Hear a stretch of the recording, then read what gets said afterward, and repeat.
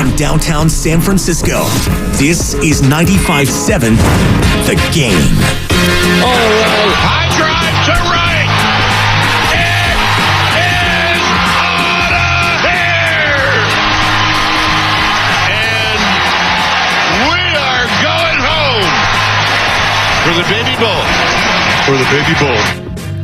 Oh, sorry about that, Ken. Almost stepped on Krug and Kite there. NBC Sports Bay Area. The Giants walk off against the Dodgers last night.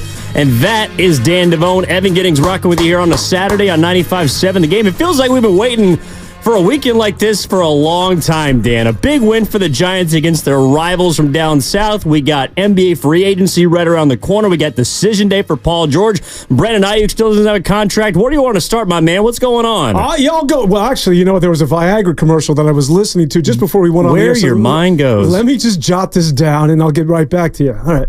Okay. Here we go. So good to be back, right? You missed me? I know you tried to change the locks. My key card wasn't working. I climbed through like a storage window. You can't keep me out of this thing. The Cajon, it's Saturday. The Cajon is going to be here. What's up? The Cajon is a walking advertisement for ADD. That is also New Jersey Ken, I apologize, right behind the glass there. Are you an adopted sibling of New York City? You're rocking the hat right now. I can't really tell. I mean, why not?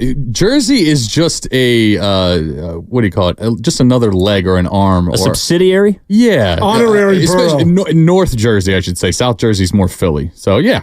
So, I'm always rocking New York. Right on. Well, welcome in everyone on YouTube and Twitch, powered by First NorCal Credit Union. Everyone via 888-957-9570 on the Xfinity mobile text line. Don't worry, Dan, we'll get your setup in a moment. But I got to tell you, man, I'm excited for this weekend, man. I'm excited for these next 3 hours because, look, the Giants have a massive win. First game of a series. They go again, I think, at 4:15 today. Glasnow versus Eric Miller. We'll see what the rest of the series happens. Fantastic fireworks show last night. They honor the great late Orlando Cepeda, who passed away at age 86. A couple of legends lost by the Giants in recent weeks. Of course, Willie Mays being the biggest name. But we also have an opportunity finally to talk about what is the brand new year of the NBA. Starts on July 1st. It's around the corner. Paul George has to decide whether he's going to opt in or opt out of his $48.7 million player option at 3 p.m. Pacific Standard. And then the Warriors can potentially pounce, Dan. So there's a lot of action going on in the Bay. And I will say this. Brett Wisely's home run was massive.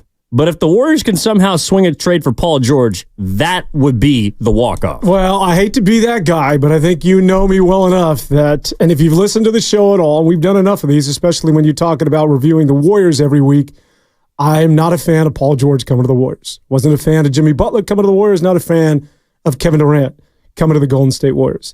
And I'm just going to beat the same old drum that this is an old basketball team, and with a soon-to-be 35-year-old Paul George, you just get older, and you are prolonging the inevitable, which is essentially a rebuild.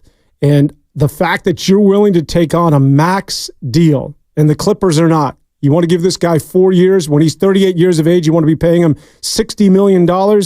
I'm not up for that. If I'm the GM, if I had anything to say, Paul George is not the answer to what's wrong with the Golden State Warriors. And I know it's sexy, it's alluring to talk about, it's Paul George. We have a tendency to think about these things in the rearview mirror, but the Paul George of today isn't worth it. And he might be worth it with it. Let me rephrase that. He might be worth it with another team, say Philadelphia, but he's not worth it with the Golden State Warriors. Yeah, so basically what you'd be getting is, a player in his mid-30s coming off a season in which I think he played the most games since he was in Oklahoma City. Yep. So he hadn't played more than 70 with the Clippers prior to last year. Look, I mean, he's a 40% three-point shooter, 22 points a game, a playoff team that didn't win a round, albeit, but has been part of Clipper teams that have gone somewhat deep into the postseason, won Western Conference Finals run. I think I'm generally with you, and it's not necessarily because I don't think Paul George is a good player. I think he's a damn good player, and in fact, in the fourth quarter of a game earlier this year down in L.A., he almost single-handedly beat the Warriors by himself in the fourth quarter, but it's because of that 4-year max that seems like it is almost a lock to come along with it. He is eligible to sign for 4 years, $221 million, and I'm not sure I feel comfortable giving any player that age that kind of investment. I mean, you could tell me the Warriors have an opportunity to sign LeBron James to a 3-year max, like the Lakers are expected to do. I'm not sure I want a 39-year-old signing a 3-year max deal. I'm not sure I want to be handicapped that badly over the next couple of years. However, I think what the Warriors are trying to do, and I'll ask you this, Dan, if you could acquire Paul George, you would have to give him the 4-year max, but you don't have to give up Kuminga. Does that change your mind at all? Because you are getting older, although you're coming off of Chris Paul in all probability, but you're not losing your primary young piece. Does that change it at all? I would consider it, because at the end of the day, it's not my money.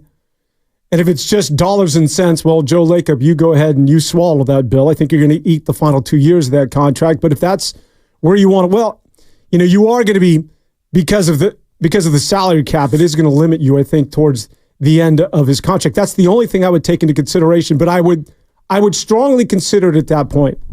But moving off of the kids and going for Paul George as of right now with that salary is a huge mistake. A huge mistake. And while it may pay dividends early on, and there may be some flash, and he may go for 25, 30 in the first couple of months of the season, and everybody's falling in love with Paul George, I'm sorry, inevitably he's going to go down with an injury. I know he played 74 games last year, but prior to that, he wasn't north of 60 for 5 years. And you're talking about a guy, I'm sorry, what do I always tell you? That when we think about Jimmy Butler and Kevin Durant, and we think about Paul George, we have a tendency to romanticize about where they were 5-6 years ago when he was with Indiana, or even a couple of years ago with the Clippers when he was healthy. He's not that guy anymore. The perfect fit for him is to go to Philadelphia as a free agent. Why? Because he's not going to be the number one. It's still Joel Embiid's world. Therese Maxey's the number 2, and he can slide in as a good number 3 or a 2-way. That's where he's at in his career if you were to watch him on a day-to-day basis. He is not a number 1 that's suddenly going to come and team with Steph Curry, who's also going to be 37 years of age, and a Draymond Green who's going to be 36, and you think you're going to recapture magic and go back to the NBA Finals and win another one. Just not happening in my estimation. Well, there have been a couple of trades that have come down already in impending free agency. You obviously got Caruso going to Oklahoma City for Josh Giddey, just a straight-up player trade. And then the one recently last night, as I was falling asleep, saw that the New Orleans Pelicans are wheeling and dealing with the Atlanta Hawks trading DeJounte Murray, or Atlanta trading DeJounte Murray to Atlanta for 2 first-round picks and a couple of players. So there is action. There are things that are in motion. What do you think of that deal? I thought it was a good deal for New Orleans. Great deal. Yeah, I mean, they only gave up a couple first-round picks. I know they had to give up, I believe it was Daniels, who's somewhat of an intriguing prospect. But I just wonder what it means, for example, for like C.J. McCollum. Right now, they're a team, I think Jose Alvarado is a restricted free agent, but they're a team that I think is trying to get a little bit more scoring punch. And maybe they team him and CJ up together. I also was curious. Jones in that mix? Well, Zion? I was wondering why someone like Brandon Ingram wasn't in the deal. I know there's a rumor that it might be an Ingram for Murray swap. Brandon Ingram also is eligible for a contract extension this summer, so perhaps he decides to come back. I don't think New Orleans is done. I think Ingram is still going to try to be moved. But so do I. Yeah, I thought it was a good move for both sides, but particularly for New Orleans. Yeah, I think it makes New Orleans very, very dangerous. But it also was a player that a lot of Warriors fans had targeted, and kind of one of these guys that, okay, so we have our elder statesmen, our elder superstars that were on the table, right? The Durants, who I still think is very, very good, but he doesn't seem to be going anywhere. Jimmy Butler is going to play out his final year in Miami and then become a free agent next offseason. And then, of course, Paul George, who has until 3 o'clock to decide whether to opt in or not and become a free agent. But the other lower level, I would say in the midst of their prime pieces that we'd also discussed, included DeJounte Murray, so he's off the board. Brandon Ingram was another one. And then Lauri Markkanen is the third. And shout out to Atco Pest Control on our YouTube chat, powered by First NorCal Credit Union, for the donation. Lauri Markkanen is somebody that is available. Is that at all enticing to you, Dan? And if so, why? Well, yes, but what is it that I'm giving up to get Lauri Markkanen?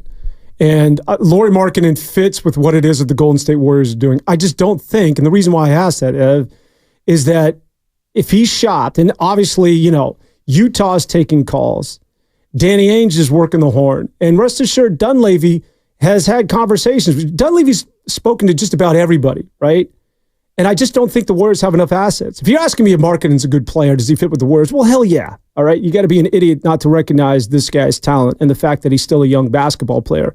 It's just, do the Warriors have enough assets going back at Utah? Because Danny Ainge don't play. Danny Ainge is looking for, what he did to Minnesota.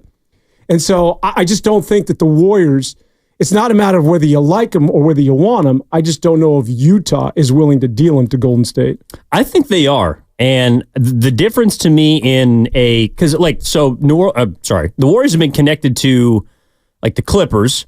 They've been connected to a team such as, Atlanta or even New Orleans. So I think those teams, specifically the Clippers, if they were to swing a deal for, say, Paul George, the Clippers probably want players back because they're trying to compete. I'm not sure if Atlanta at this point is trying to compete. They look like they're aiming for their future, but then again, they might not move off Trae Young or not be able to. And then New Orleans was going to want players back too. I don't think Utah is a team that wants players back. So that's why I asked you if you would be willing to acquire and sign someone like Paul George if it meant not giving up Kuminga. I think whatever conversation Mike Dunleavy and that front office has having down at Chase Center, most of the calls revolve around Kuminga. Utah is a team that I don't think it would have to revolve around Kuminga. I think you would have to give up a lot of first-round picks. I think you'd have to give up unprotected capital, but I don't think you'd have to send a player back such as Kuminga. I think you'd be able to find a way to mix and match salaries, which right now for Lauri Markkanen is $17.2 and $18 million next season. So Lauri Markkanen is a very affordable player, and I think if the Warriors were willing to pony up with trade assets, I think they could go get Lauri Markkanen. I think Utah would put the crosshairs on Jonathan Kuminga, and here's why. It's because of his age. And while he's not a draft pick, but he fits in perfectly with what it is that they're trying to do. The fact that, you're right, they're not looking to win right now, so Klay Thompson doesn't make sense to Utah. Klay Thompson makes sense to Orlando, but not to Utah. Draymond Green doesn't make sense to Utah. Not that he's being shopped. We don't know, but as far as a deal going to Utah for Markkanen, I don't know that Draymond Green's name has been mentioned, but that doesn't make sense. But somebody like Jonathan Kuminga, when you're talking 21 years of age, albeit he's not a draft pick, but the investment is, 2 to 3 years from now if you're looking at Utah and quote-unquote their process, I think Jonathan Kuminga hits their sweet spot. I think he's very much in the centerpiece of any discussion with the Golden State Warriors as far as getting Markkanen services.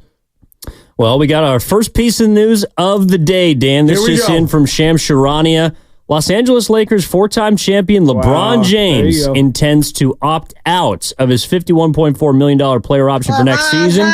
According to The Athletic and Stadium, expectation is James will return to the Lakers on a new deal. So, the first domino of the day, I guess, falls. Something that was expected because now after he opts out, he can re-up for the 3-year max and hitch his wagon alongside his newest teammate and son, Bronny James. Yeah, what do you think of the Bronny James deal? I think it's a joke, but...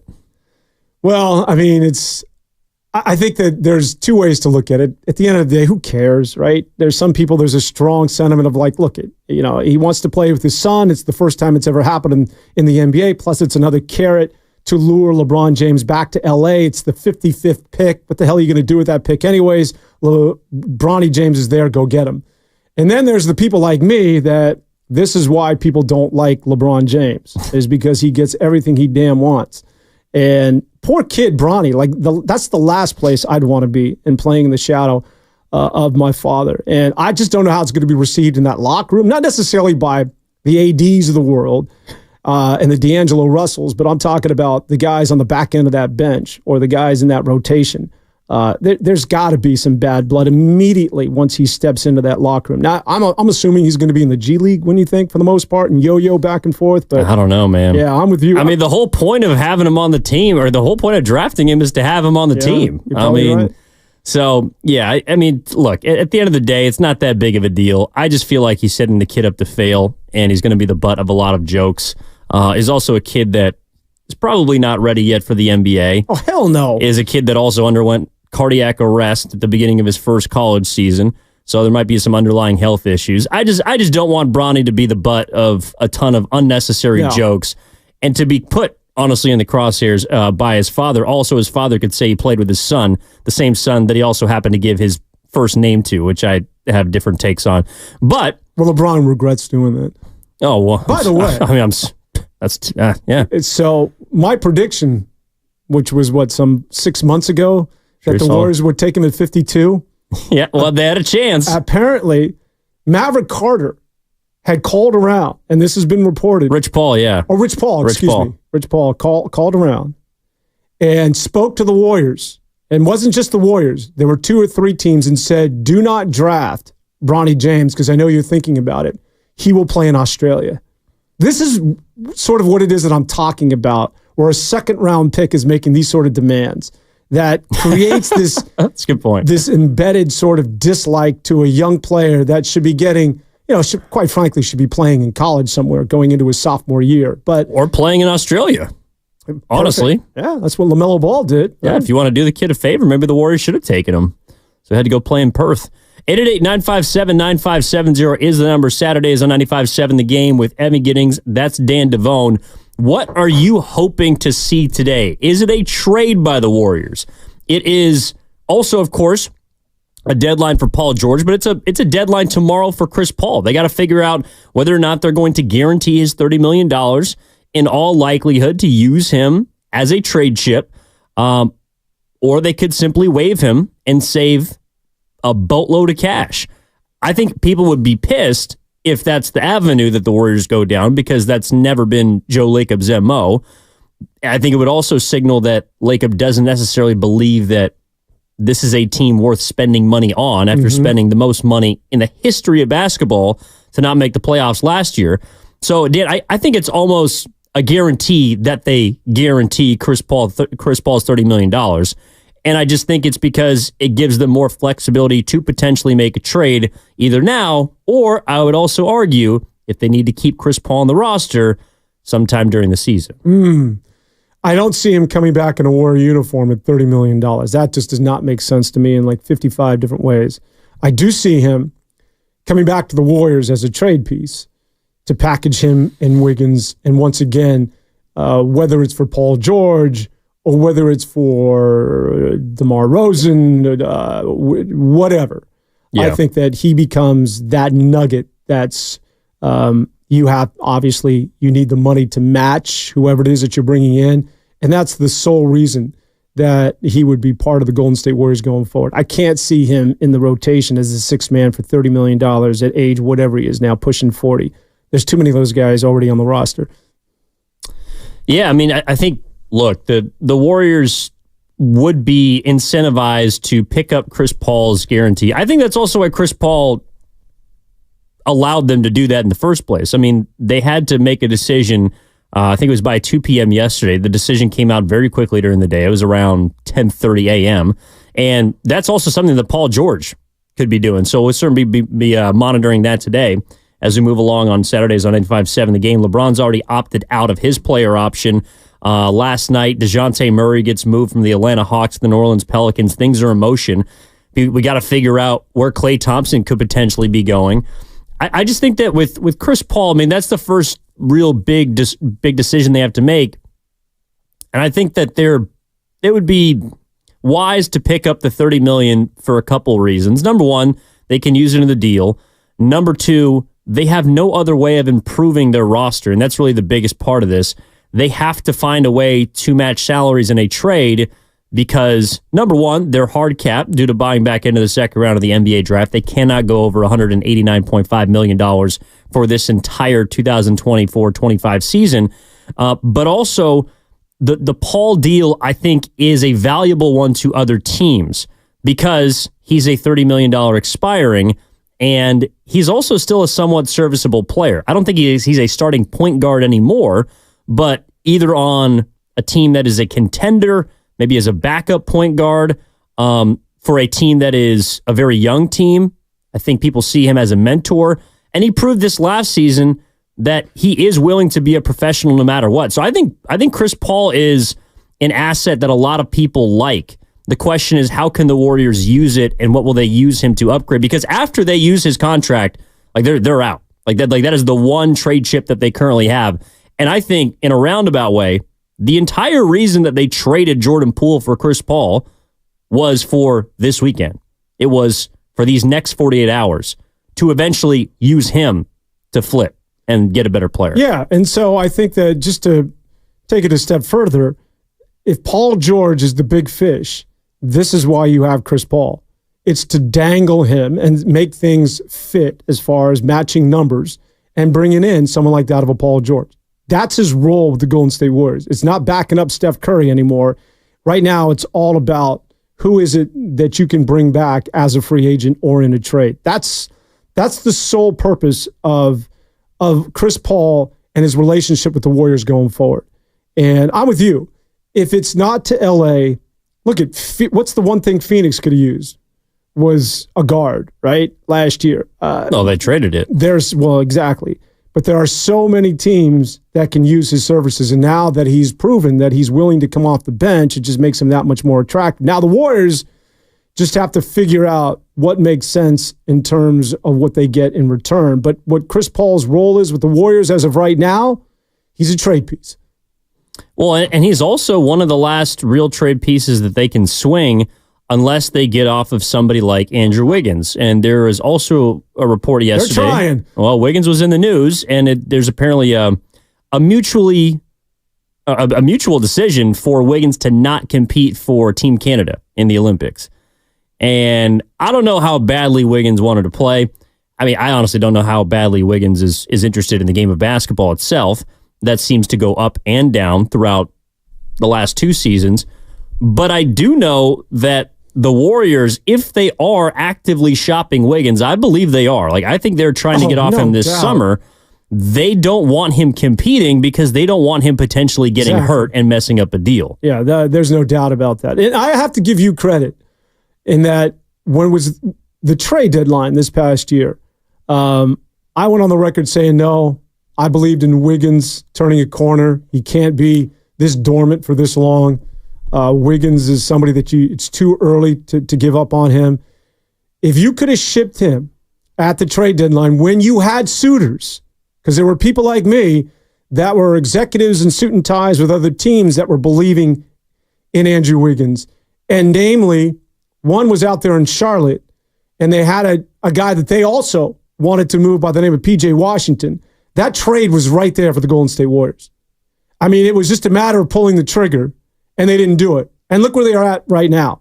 Now they're just begging people, please. Yeah. Can you imagine trying to get P.J. Washington now from Dallas straight up for Wiggins? They'd laugh at you and say, what are you, drunk? Drink it again at 9 a.m, Dunleavy?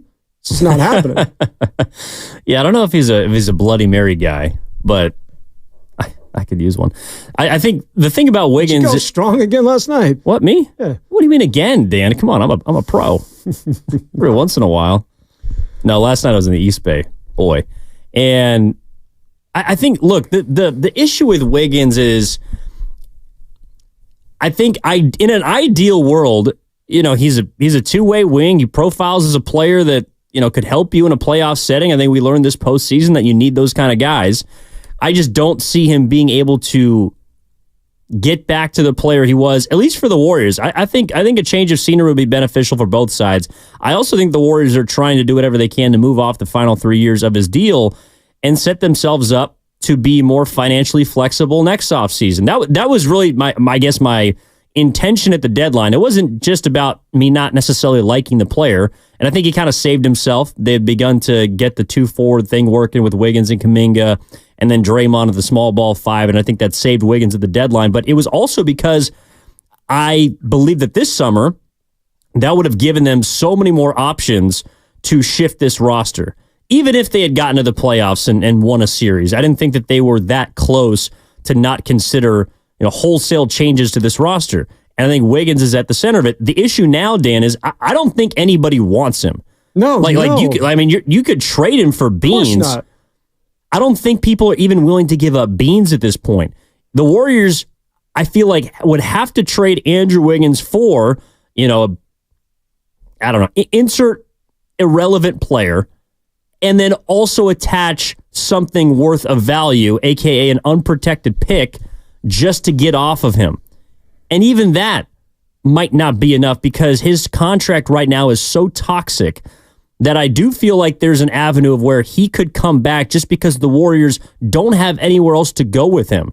And I don't think that would be good for the Warriors. I also don't think that would be good for him. I think this summer they need a split. I think the Warriors and Andrew Wiggins, they got to get a divorce. Well, that's why the trade deadline was so vital.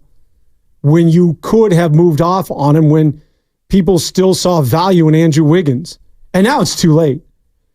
Had they been able to have the foresight of pulling that trigger, and it was hotly debated. I know that you were adamant on getting rid of him, and you could have brought back value at that time. Now it's too late. It's not like, the rest of the league doesn't have NBA ticket and they can't see what the hell went on with this guy this year as well as last year. The big question, maybe we can tackle this going forward on the other side, is that if Wiggins is on his way out, well, Jonathan Kuminga's got to learn to play that three. You know what I mean? Yeah. I mean, in a way, it's kind of setting up so the Warriors are going to be pretty dependent on their young core. And I'm going to be honest. Nothing wrong with that. Well, that scares me a bit, Dan. Yeah, it scares everybody. But we can get into this, and this will be sort of my theme throughout, but that's where you're at. And that's what you have to embrace. Yeah, I got you. 888-957-9570 is the number. I'll tell you why that scares me on the other side. I also have, a couple of pieces of information about Klay that have been trickling out that I want to get into as well. Potential landing spots for the famed four-time champ, who is now a free agent for the Golden State Warriors. That's Dan Devone. My name is Evan Giddings.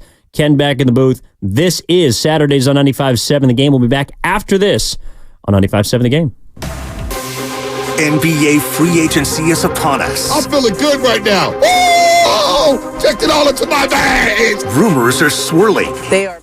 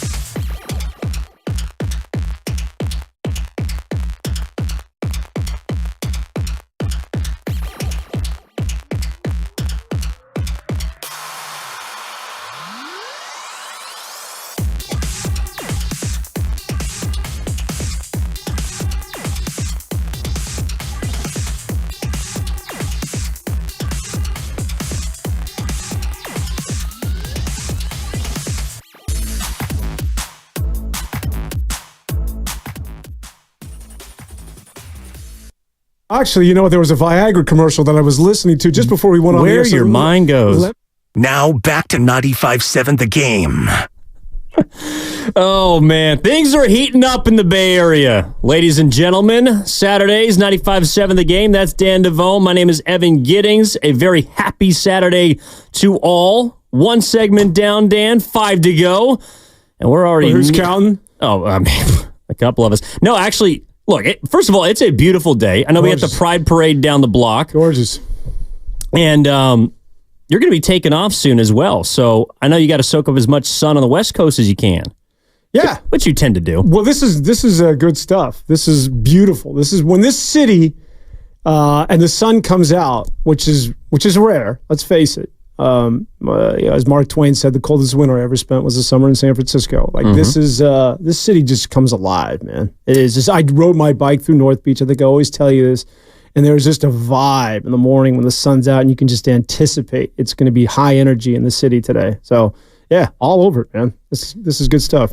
And, of course, the Warriors are trying to get, potentially, all over Paul George in a potential trade. Because don't do it. Don't do it. Well, and again, it's not, like, I think on paper I would, but everything that comes alongside of it, and it's been reported by Brian Windhorst of ESPN that the Clippers want a massive haul. Because I also think, like, this is it, too. I think it's kind of just posturing. Like, I think both sides are trying to call each other's bluff. Agreed. Paul George and the Los Angeles Clippers. I don't think the Clippers want to give him more than the 3-year extension that they gave Kawhi Leonard during the season. And I don't think Paul George wants to take less than 4 years.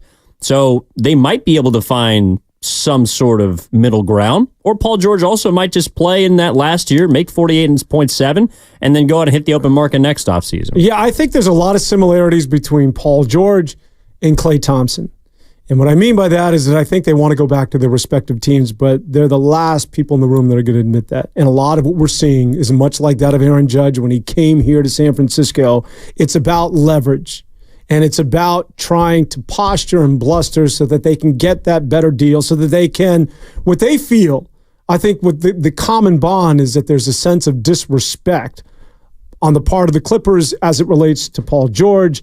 And the same thing can be said about Klay Thompson of the Golden State Warriors, the fact that they haven't offered him a contract. And so he scrubs the account, which is still a weenie move, my man. I mean, come on, Klay Thompson, you're winner of 4 titles, you're 34 years of age, you don't scrub your account. But that aside, I think that there's some personal butt hurt going on here, including Paul George as it relates to that of the Los Angeles Clippers. And I think at the end of the day, I do believe he's going to go back to play for LA. And why? It's because when you get to your mid-30s, it becomes quality of life. He's from Southern California. He played at Fresno State. There's something about when you get up every morning in Brentwood or Malibu, wherever it is that he's kicking it. The same thing with Klay Thompson. We've talked about this. The guy's in Tiburon. He's got Rocco in his boat. He does not want to go live in Orlando. So I think that both men will return to their respective teams unless, of course, the Golden State Warriors are offering, $15 million and Klay just simply can't do it. I do think we disagree about Klay, but I think we're on the same page about Paul George. Before we dive deeper into that, let's bring in Austin in San Jose. Has been hanging on patiently.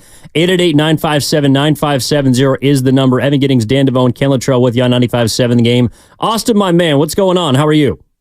Hey guys, what's up? Yeah, as Stephen A. would say, things are percolating. You know what I mean? But listen, I love Stephen A., by the way. But listen, a couple things, Dan, you guys, yeah, there you go. The thing about Wiggins, and I think we're not talking enough about Wiggins and Kuminga. Remember, supposedly those guys couldn't play together last year, and even Coach Kerr made a point of saying it, I think, which was kind of weird to me. I don't know that I'd agree. But I think if you're talking about everybody's talking about moving Wiggins like it's such an easy thing. I mean, remember, when Wiggins is there, and again, granted, the guy isn't always available, but when he is available, he's still probably the best on-ball defender that the Warriors have. So I always got to ask somebody, if you're going to drive the guy to the airport and drop him off, who are you bringing back? Because you can't just say get rid of Wiggins. You better have somebody else you're bringing in. So I need to know who that is. Regardless of what you think about Wiggins, you better have that guy. And number two is, so Kuminga. Everybody's, Kuminga's untouchable. People don't even know Kuminga are talking about how good he is. So, and I'm not even sure the team believes that. I mean, Coach Kerr said at the end of the season, which is only a few months ago, guys, he said, we need him to play a 3, but we're not sure he can. Does that sound like a guy that they're sure about? I mean, I hear all this talent and he's untouchable. No one's untouchable except Steph Curry. Come on. I mean, Halliburton, remember what the Kings did, guys? The Kings moved Halliburton for a guy that made them better. I mean, is anybody looking back on that and saying it was a bad trade? So the challenge is, go get a good deal. Stop telling us who's untouchable. When you're number 10th, stop telling me who's untouchable. Everybody's available if you can make the team better. That's what I got. Then the final thing I wanted to say was Klay Thompson, guys. Everybody's talking about Klay can play here, he can play there. Klay is a more difficult, I think, guy to place than people think. I mean, he's been protected here for most of his career. Nobody ever talks about negatively about Klay. You think he'll get the same treatment in Philly? I mean, I grew up on the East Coast. I went to school in Philly. I know the Philly media. There's no way he gets the same treatment back there. You think Klay is going to be a leader? Klay has never been a leader. He enjoys being in the background. So I think the fit with Klay Thompson is a little bit than people want to admit. So that's kind of what I got, guys. Enjoy the show. Thank you. Yeah, a lot of good stuff there, Austin. Appreciate the call, as always. Yeah, I mean, look, the thing, I guess I'll just start with Wiggins is he said it's, if it's so easy, that's kind of the issue. It's not easy to move Wiggins. And it's not because right now he's seen as a good player. He's seen as a terrible contract. Like that's why he's so hard to move. Because you're right. What are you getting back? Well, you're not getting anything back. But you're also right now not getting much from him because he's unpredictable, both with how much he'll play and when he's on the court, if he'll play. I don't know, Dan. I mean, I think the idea of Wiggins is great. The idea of him is their best defender. Then how come I didn't see it last year? Then how come I don't see it? I could make a case that when Moses Moody filled in as a starter for him, he was just as effective. 3 straight games, Moses Moody had to guard Jalen Brunson. He had to guard, I believe, Tyrese Maxey, and Halliburton might have been in the game against the Pacers. And I thought he did a serviceable job. He's not a great on-ball defender, but at this point in his career, I don't think Wiggins is either. The problem with Wiggins is just where he's at emotionally, and you touched on this. And for the Golden State Warriors, you just get to a certain point where you're like, you can't do this anymore. And the reason why I can't do this anymore is because not only is it about you individually as a player, but when you're cultivating a culture, I can't continue to do this where you disappear and you're lethargic. It's just not good for business, as they like to say. This has an effect on the rest of the players on my team, and we've run the course with you, and it's a bad reflection of us as a franchise. I think that's where things have arrived at now with Andrew Wiggins. He also talked about the call I'm referring to about Jonathan Kuminga. Now, don't get me wrong here. I am not saying Jonathan Kuminga is untouchable. I think you might be more in that camp. I'm saying that Jonathan Kuminga is not somebody that I would entertain for somebody like that of a Paul George. Because now you're talking about giving up the future for somebody that I think at age 34 to go along with a bunch of old men that are the Golden State Warriors is a waste of potential talent when it comes to Jonathan Kuminga. But Jonathan Kuminga for a marketing, Jonathan Kuminga for a young player, Jonathan Kuminga to bring you back talent is something that I certainly would entertain. And there is no doubt, and Austin's spot on. I don't believe that Steve Kerr and the powers that be that are the Golden State Warriors executives that pull the trigger on these decisions are completely in love and are convinced that Kuminga is that guy.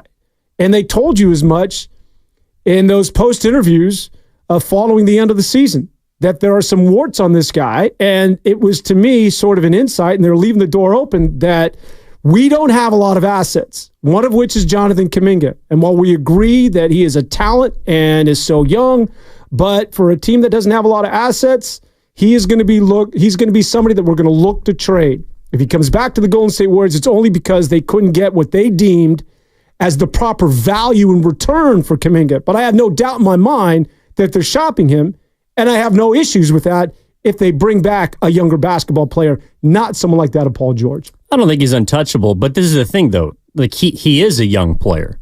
So I think trading him for another young player would be a bit redundant, especially if you've already invested the time and effort to develop him into something or to figure out if you want to extend him. I mean, I think that's probably the next big order of business on the Kuminga front is, do you extend him this summer or do you let him enter restricted free agency next offseason? I think there's a risk there, but perhaps you want to see what happens during this summer. And I think Klay is also a part of that too, which was another aspect of Austin's call. I think the hypothetically posed about Wiggins of, who's going to come back or what are you going to replace him with? I think you can make the same case for Klay. You're going to have to replace his shooting one way or another. I don't think you have to replace, maybe his defense anymore. He's not that and hasn't ever been that great of a rebounder. So you're basically replacing a volume 3-point shooter that is slightly above average. Like, I totally missed this, but, Klay Thompson made, I think, the fourth most makes in the NBA from 3-point range last year. But he was like the 62nd best 3-point shooter by percentage. Like, there were 40 guys in this league that last season shot 40% or better from three. The Warriors have to find a way to either improve internally and get a few of their guys outside of Steph to the 40% margin, because I just think in order to be a good shooting team, you need multiple of those guys. I think that's why they traded their second-round pick for Lenny Waters III, because he can be a 40% three-point shooter, and he needs, space to play. I also think that they're okay with letting Klay Thompson go. I don't know about you, Dan. I just don't feel like, and I don't know if we had a chance to discuss this, I don't feel like Klay Thompson is a priority for the Warriors. And I said it a couple nights ago on our draft show. I feel like privately the Warriors are hoping that he makes the choice for them. And whether it's Denver, Dallas is another team that's emerged, according to Mark Stein. Philadelphia, of course, has cap space. Orlando has cap space. Potentially one of those four destinations. I think they're hoping that Klay Thompson goes somewhere else and basically allows them financial freedom, but also a pathway to internally promote some of these younger players that haven't been able to get as much time. I would agree with you. The issue for the Golden State Warriors is how do they handle this from a PR standpoint? Okay, you cannot deny the fact that he's synonymous with the titles. This is the only team he's played for. He's Klay Thompson at the end of the day. So you've arrived at a business decision that it's time to part ways with Klay. So from this point forward, it's like, okay, how do we save face with the fan base? Not only the fan base, but for any other free agent that's thinking of coming here to the Golden State Warriors. We have to do this. We have to do this the Warrior way. The Warriors have prided themselves, I think, on taking care of their players. And so really what they have to tackle is just sort of the marketing and making sure that this thing doesn't stink. And that when they move off on Klay Thompson, that you're not the before-mentioned Stephen A. and First Take and every bozo that's doing these shows these days isn't leading their rundown on the Golden State Warriors disrespected Klay Thompson. Highlights coming up tonight at 5. Or let's talk about it for the next 4 hours. That's not the narrative that the Warriors want to deal with. So right now it's all about spin. I'm with you. I think the best move right now is to move off of Klay Thompson. But you have to do that by having Klay Thompson getting an offer with the Warriors just simply say, we can't match that. And there's ways of doing that.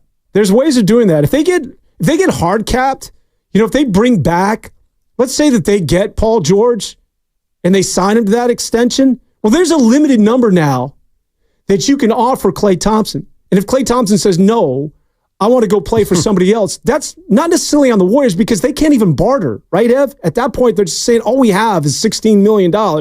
We got Paul George, which our fan base is, they're head over heels with apparently. We don't have enough money in the till to afford you, Klay. So a scenario like that, where it's just logistically, there's only so much we can offer you because of the hard cap in place that Klay Thompson went to go play for, fill in the blank, for X amount of dollars, which we couldn't afford.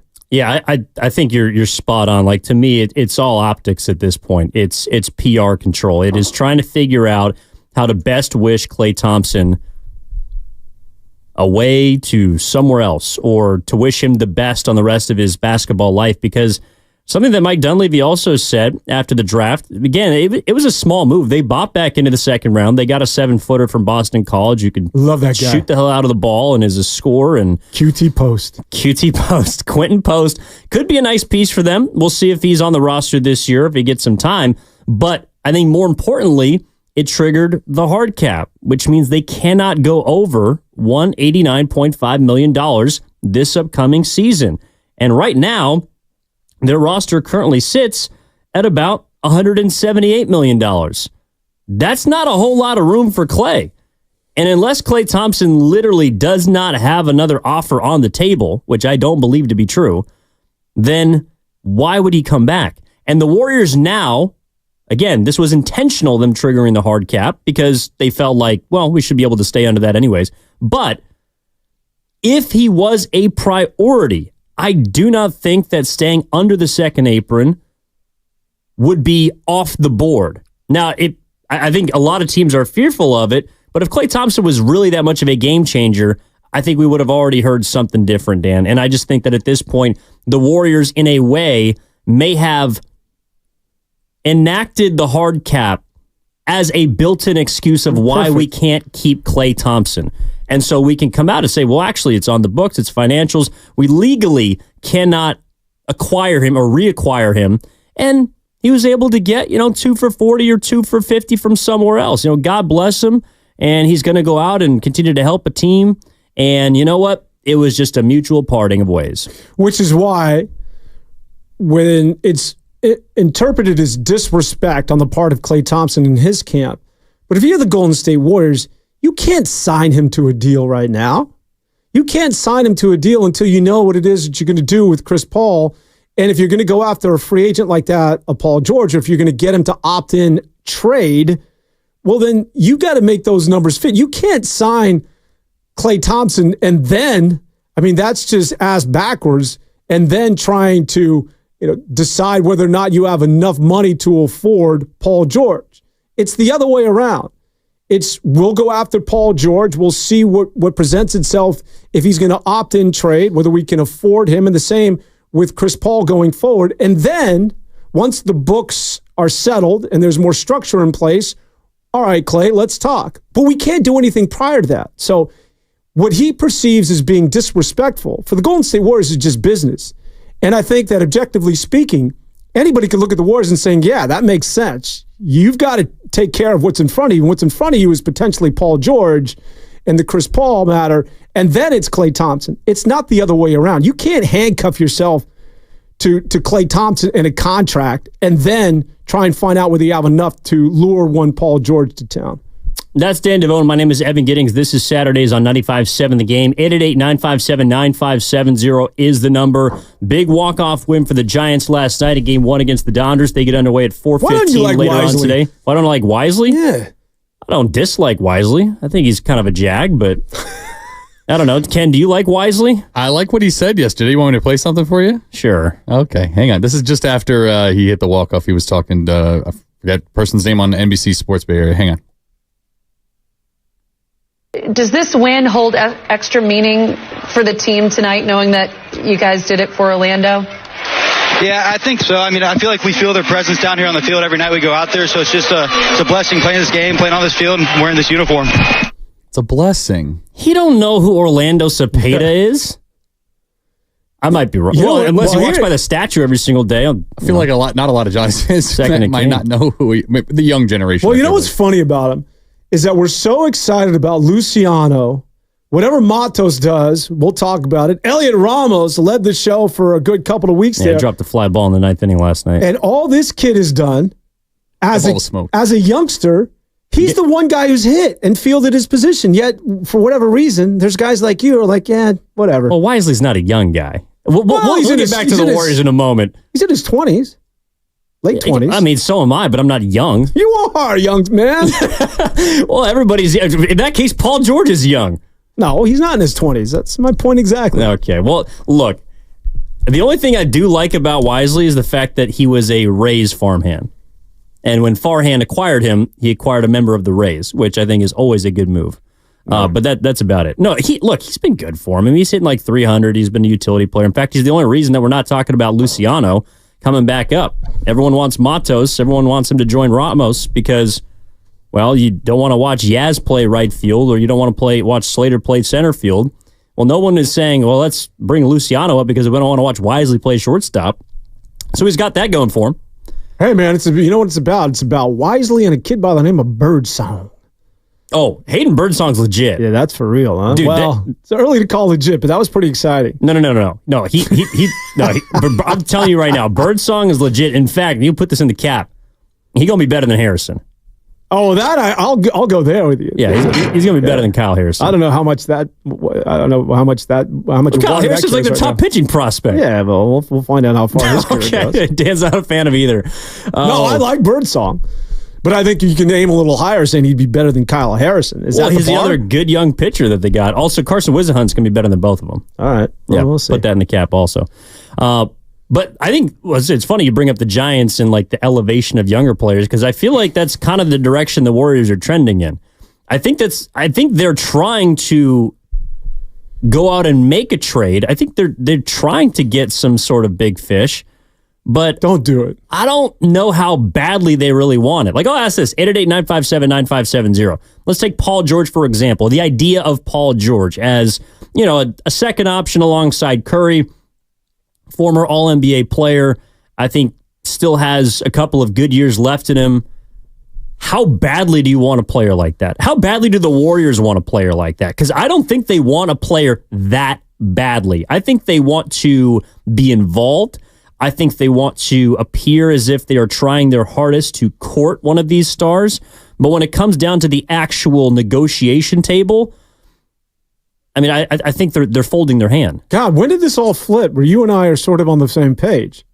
Sorry, what? Well, I always thought that you were on the, you were in for somebody like that of a Paul George status to come in and help this team right now. Yeah, I am, but I just don't think the Warriors are. Okay, well, I'm with the Warriors then, because you're right. You're right. They'll do everything again, getting back to PR, to give the illusion that we did whatever, just like the Giants and Aaron Judge, and when it came to Correa, like, look at it's not us, right? Aaron Judge used us, and it's not us. Paul George wanted to go back to LA, and we just simply couldn't afford him. But we went after him, fans. You know that. At the end of the day, at some point, look, you know what you need to do, Evan? We could talk about this on the other side, is that you really just have to step back and look at this team as they're currently constructed. And I know they're associated with championships, NBA final appearances, Western Conference final appearances, but just look at who they are right now. And the addition of a Paul George, it doesn't work. Okay, nobody in the history of the NBA has done squat when your best players are 37, 35, and 35. It doesn't happen, and it's not going to happen with the Golden State Warriors. At some point, nobody wants to hear this. Nobody likes the word. But just give me a timeout because it's time, ladies and gentlemen, to hit reset. That's your best move going forward. I vehemently disagree. Right. And we can get into that on the other side. By the way, I got to clean up a YouTube super chat from Atco Pest Control. Thank you, my man, for $5. I think Klay Thompson gets a 4-year deal once we get Paul George. Where's that money going, by the way? Is that the Devone retirement fund? What? Tipping us money on the text line? No, I don't get a piece of this, man. I wish we did. I wish it went into a party fund, to be quite honest. Paul George for taking a pay cut. You're definitely in your 20s, man. Every Friday night you just drag into this place, just half sideways.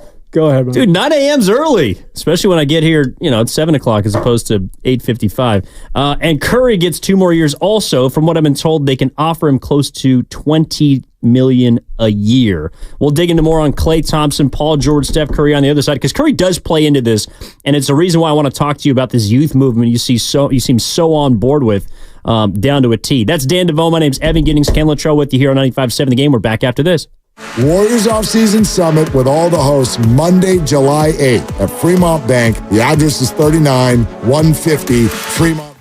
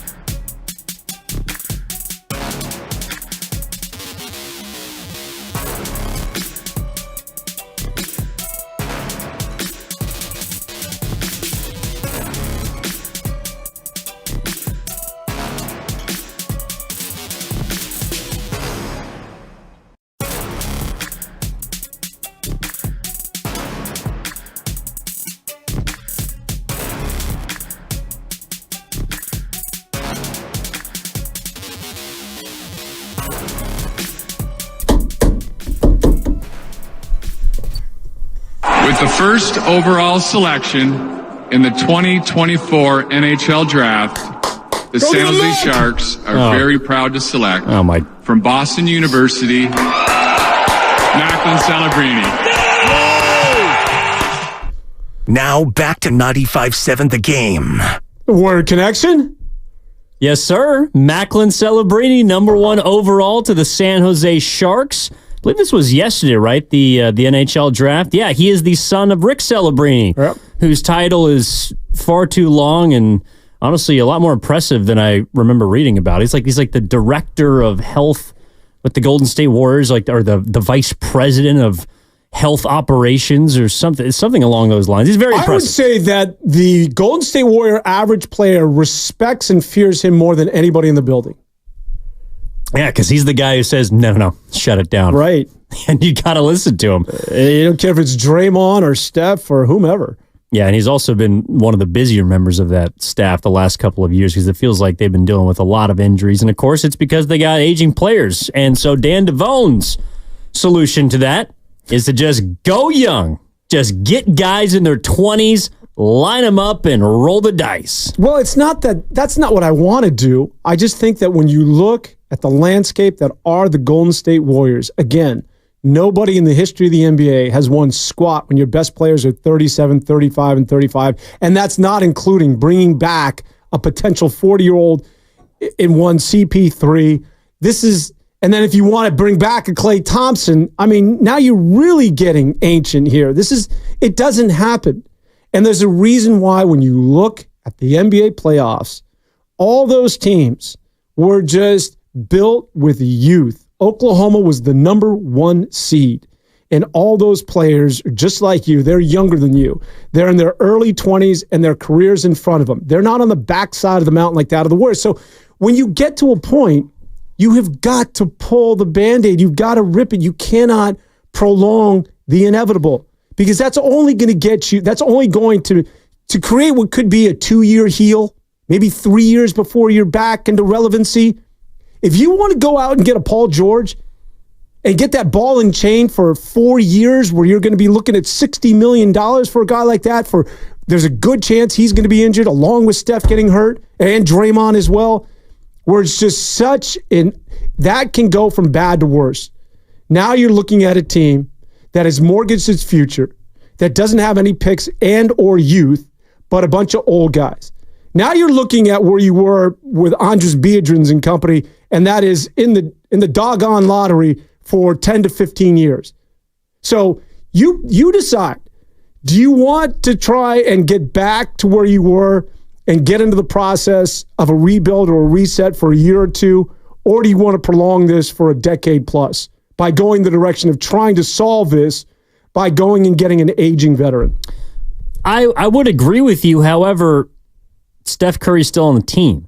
I hear you. And I don't think you have to bend over backwards and do literally everything that he asks, but I also feel like you do owe him something. You do owe him an opportunity to at least compete. And I don't know, Dan. Like, I'll ask you this. I mean, how ready do you feel? Well, let's just call them the core 4.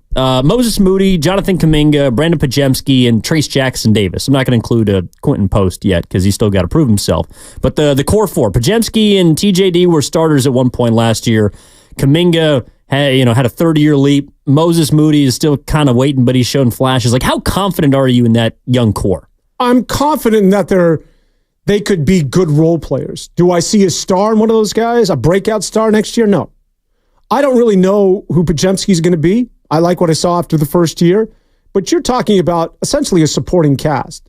I think Trace Jackson Davis, in a best case scenario, is maybe a serviceable, a good center, but he's not going to be an all-star. So no, I don't see any stars. But what I'm saying is that you assess where you're at after you give these guys run. And then you go and get free agents and build accordingly while staying young and discarding the likes of a Draymond Green, a Klay Thompson. I'm sorry. I know you can't have everything in this world when it comes to Steph Curry and matching windows, and you can't do this to Steph. It's going to be a farewell tour for Steph for the next 2 years. terrible to say, but someone's got to be honest on the airwaves here. That's what it's going to be. And that's what you're going to sell them on. And you're still going to sell out the place. It's going to be very similar to LeBron James. LeBron James, for the next 2 years, is going to play with his son, and he's going to say goodbye to everybody in the NBA. That's very similar to what it is you're looking at with one Steph Curry. The idea of matching a window and winning a title while he's still upright, it ain't going to happen. Just look at what it is that you're dealing with. It's time to hit reset. So LeBron James opted out earlier today. He is eligible to sign a new year, I'm assuming with the Los Angeles Lakers. But another piece of that was he's apparently considering an offer that would allow the Lakers more financial flexibility, a potential mid-level exception, room to improve. I don't think LeBron is aiming at just a farewell tour, because a farewell tour, to me, Dan, sounds like the last 3 years of Kobe Bryant's career, in which he won an average of like 25 games. I also don't think that's what Steph Curry wants. So, yes, a 2-year farewell tour, that might end up happening, but I am doing everything in my power to not make that reality, because I don't think Chase Center is going to be packed out and sold out just to see an aging Steph on a bad team. Like, I don't think that's much of a show for these fans. Well, let me just clarify. What it is that I said is for, discussion between you and I, and here for Sports Talk Radio fodder. The Golden State Warriors certainly aren't going to say, listen, Steph, it's a farewell tour. That's what it is that we're doing here. Okay. We're not going to try and win a title. No, they're going to, they will sugar this thing and not make it sound as though we're packing it in. But the idea of trying to get a Paul George, and nobody wants to think of this as a farewell tour, but come on. What's LeBron James going to do in his final 2 years with Los Angeles? Well, they made the playoffs the last 2 years. Yeah, I mean, they're probably not going to a championship. Well, that's what I mean. Okay, well, the Warriors may get to the first round of the playoffs, but you're not. The measuring stick for these two players are titles. LeBron James they have no draft picks. They don't have any young talent. They've got AD, who's healthy half the year, and an old LeBron James. There's nothing in Los Angeles. What he's doing, he's going to play with his son. And he's going to say goodbye to the NBA for the next 2 years. LA is not a threat in the West, okay? Not with Oklahoma, Minnesota, and Dallas, and the before-mentioned young basketball teams. And the same could be said to a certain degree with the Golden State Warriors as it relates to Steph Curry. No one's going to say that publicly. That works for the Warriors, but that's what's going on. And that, for the Warriors, is the best-case scenario moving forward, in my estimation. So I think the best-case scenario for the Warriors, like what they're trying to do, is they are trying to acquire more talent without having to give up any one of those core 4 members, or at least specifically Kuminga. I think he's the most prioritized of the under 25s for the Warriors. So I guess one of the reasons why I asked you how much confidence you have in those young players is because I feel like if you're willing to lean into Jonathan Kuminga, Brandon Podziemski, Moses Moody, and Trace Jackson Davis, well then, how important are your immediate picks? Like, how important are they? Because one of the reasons why they weren't able to play in the first place is because there's players that are in their way. I think that's also a reason why I'd feel comfortable moving off of Wiggins, because I don't think you take that big of a step back. Like, for example, Moses Moody makes $6 million this next year. Andrew Wiggins will make $26 million. I don't think they're a $20 million gap difference in players right now. The player that I have my eye on and I think is most gettable at this point is Lauri Markkanen. And while Lauri Markkanen is not Paul George, he's certainly not Kevin Durant, even Jimmy Butler, he's a player that could really help Golden State. I think he would solve a lot of their spacing issues. Perfect. I think he's a way to get younger. He's on a relatively affordable contract. And I do think that the Utah Jazz would prioritize draft capital over immediate talent. That's why I think the Warriors, if you do believe in this core 4, well then I don't think you have to give up Kuminga to get Lauri Markkanen. And I would say F some picks. I would say F picks to go get Lauri Markkanen right now. I'm with you. If that's the case, if you're going to trade Lauri Markkanen and then have to give up Kuminga and Moody, well then it's like kissing your sister. What are we doing here? Well, but I would be willing to move off of Moody. Okay, you move off of Moody. I'll give you Moody, but I'm not. And this isn't because he's untradeable, but moving Kuminga for Markkanen's a lateral move. No, but I think that someone like I could trade Andrew Wiggins. Now, I think there's an $8 million gap difference in salaries. Wiggins makes more. The Warriors right now are not in a position to take on more money because of their financial situation.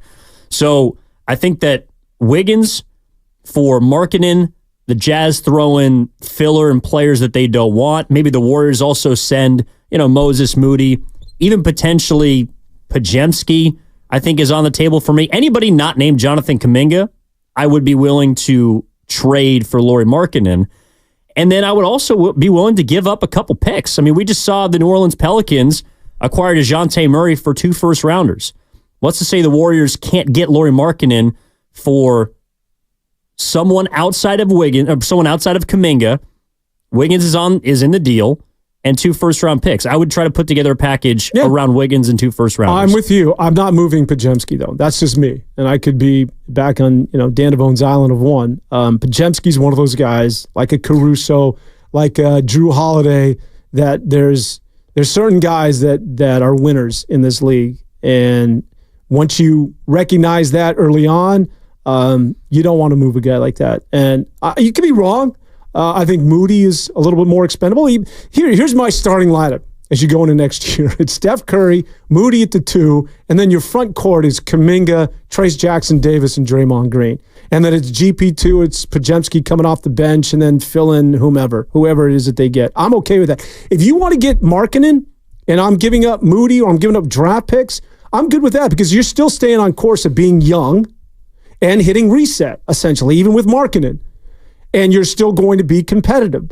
But that gives you an idea of, okay, where this team is headed, just how good is Podziemski and Trace Jackson Davis, just what is their roles going forward. And then you can see the semblance of a future. That's the key in all of this. When you talk about the Warriors, we have a tendency to romanticize about 2018. Meanwhile, the rest of the league, Ev, is looking straight ahead. Their best years are in front of Chet Holmgren, in front of Shai Gilgeous-Alexander, in front of Anthony Edwards. The Golden State Warriors are still reminiscing about what it is that they did in 2016. You have got to build something here, a foundation, where you're using the future word once again, and you're excited about tomorrow, not yesteryear. But I can't be excited about anything after Curry. I'm sorry. I can't. I think it's going to be dark. Well, he's one of one.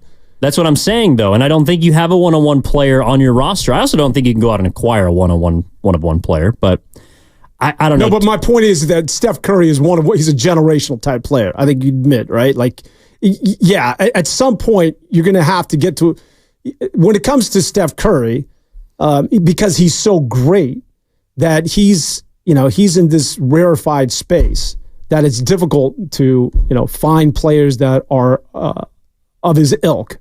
Until you're going to have to do it a different way. You're not going to find a Steph Curry and a Klay Thompson and a Draymond Green. You're not. That's just that magic and that lightning is not going to strike twice. In all probability, I think I'm with you. 888-957-9570 is the number. What's your perfect scenario for this offseason? What's your perfect scenario for this week? And again, Paul George has to decide by 3 p.m. Pacific Standard whether he's going to opt into his player option.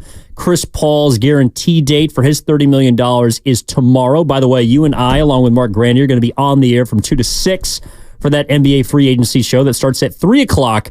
So we'll be on from 2 to 6. I'm looking forward to that as well. But let's get out to the phone lines. 888-957-9570. Also number for the Xfinity mobile text line. Gurus in San Jose. I don't think this is Daryl, but what's up, Guru? How are you? Doing good. How are you guys? Definitely not Daryl. Good, man. Definitely not Daryl. Hey, all right. So, wait, are you familiar with the moniker that you are using and who Guru is? Of course I do. Okay. That's a bold move, young man. Bold move. Yeah. Well, my real name is actually Guru. So. Oh. So you are you are the Guru. How do you spell that? Guru. And that's on your birth certificate. Yes. Wow. That's amazing. Thanks, Guru. I'm not sure Devone believes you. You're gonna have to come up here with some identification and paperwork. But in the meantime, what do you got on the Dubs? I just heard your comment on marketing, and I tend to disagree that a package for marketing would not include Kuminga. And this is the reason why, right? First of all, I think Lauri Markkanen is the type of guy that fits on multiple different teams, right? Which means there's going to be a lot of competition for him in the offseason, particularly from teams like the Oklahoma City Thunder, who have like a treasure trove of draft picks, right? So in order to compete with that, I think that the Warriors would have to give up Kuminga. And the second part of that is Markkanen, he's on a very, very team-friendly contract. He's only making $18.5 million. And so in order for the Warriors to be able to compete with a package, I think Kuminga would have to be a part of the package, and I think multiple unprotected first-round picks would have to be a part of the package. It'll be closer to the Mikal Bridges deal than the DeJounte Murray deal. I don't think DeJounte Murray was a very valued asset in this trade season, and that's why the Pelicans were able to get him for relatively cheaper. And I do think Dyson Daniels is a very underrated aspect of that trade to go to the Hawks. I think that is a piece that the Hawks can trade at the trade deadline for a better piece. So that's my opinion. I think Markkanen is going to cost a lot this season, and I think it's going to be close to a Mikal Bridges for him. Appreciate it, Guru. Yeah, I mean, I also think that whenever you're dealing with Danny Ainge, you generally catch the short end of the stick. Yeah, he's going to go after you. He's probably right. Kuminga, there's no way you can get Markkanen without Kuminga. Well, but I do think if you'd be willing to add more unprotected first-round picks, you might be able to. Because, again, I think that they value their future, speaking of the word, a lot more than their present. And maybe Kuminga also fits into that as well. I see what he's saying. I don't know. I kind of view Markkanen and DeJounte Murray in similar breaths. Like, I think Murray is... No, Markkanen plays defense. No, he doesn't. Oh, I like him as a defender better than DeJounte Murray. I mean, he plays. I mean, he's at least giving you, he's vertically he's giving you. He's rebounds. Tall. Yeah. He is tall. I do find it a bit interesting that at 7 foot, 240 pounds, he's never averaged more than half a block in his career per game. But what he does do is he shoots the hell out of it and he can score.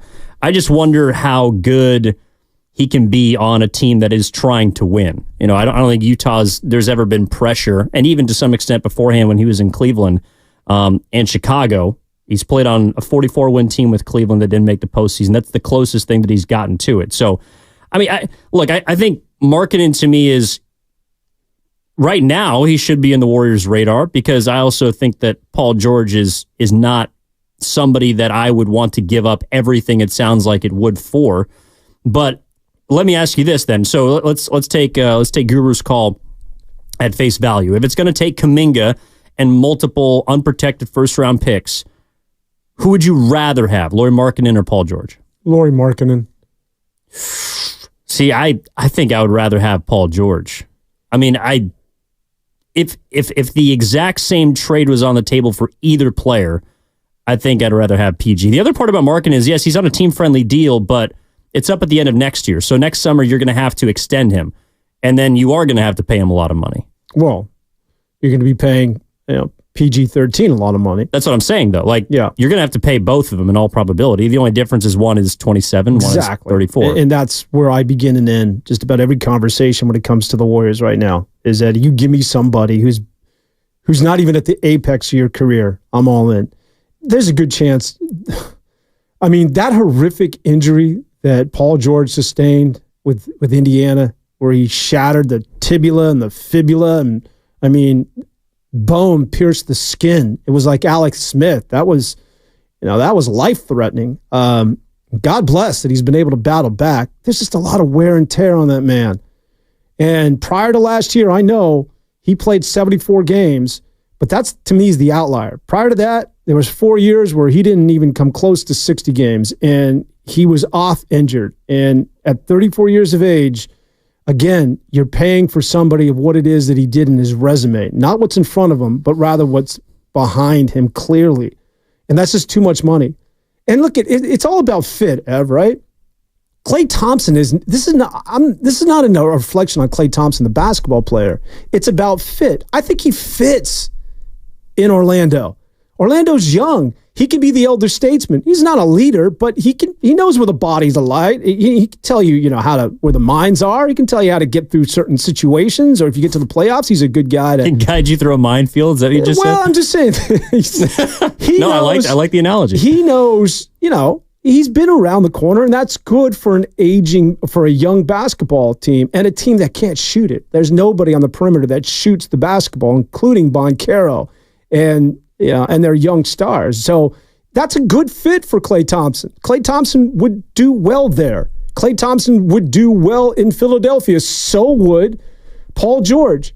They are not a good fit with the Golden State Warriors. And the reason being is that, again, he's going to be 35 years old. Steph's 37, and you're looking at Draymond, who's going to be in his mid-30s. Not to mention, if you're bringing back Chris Paul, that doesn't work. So it's not an indictment on Klay, the basketball player. It's more of how the Warriors are currently constructed, how that doesn't make sense. On the 415 and the Xfinity mobile text line, I think, is with you. If you're going to give up Kuminga, get someone under 28. Don't mortgage the entire future. And I think Lauri Markkanen would certainly fit that bill. But New Jersey can. You had something right before... Yeah, I was just going to ask, just to push you a little bit on Lauri Markkanen, because you said you would take Paul George over Lauri. And, yes. Just looking at it, do you think that Lauri Markkanen has reached his peak when it comes to like his, utmost potential or, his skill set? Because, looking at his numbers, he doesn't have the blocks, but he doesn't turn the ball over as much. He rebounds more than Paul George. I just want to get you, kind of get a little bit more out of you when you think like, why you would trade 7 years older Paul George over a 27-year-old Lauri Markkanen. Well, I think Paul George to me is a bit more proven. Lauri Markkanen is a damn good player. I mean, he shoots 50% from the field, about 40% from three. Not many 7-footers do that. He should average more rebounds than Paul George if he's 7 feet tall. But I guess I'm just a little hesitant about giving up, again, the same amount of capital is what we're talking about. If I had to give up X amount of first-round picks, Jonathan Kuminga and others, I would rather do it for Paul George because I feel like I know what I'm getting. Also, and it could be because he's in Utah and there's been no incentive there to win.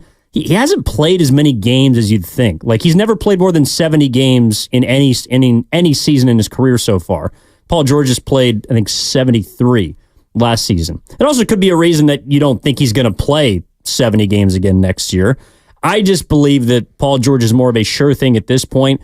And if I'm trying to consider how to best equip Steph to compete, not potentially, I don't think either of these guys gets you to a title contending status, but I feel like Paul George is somebody that I could envision fitting, I guess, a little bit better alongside Curry and Draymond.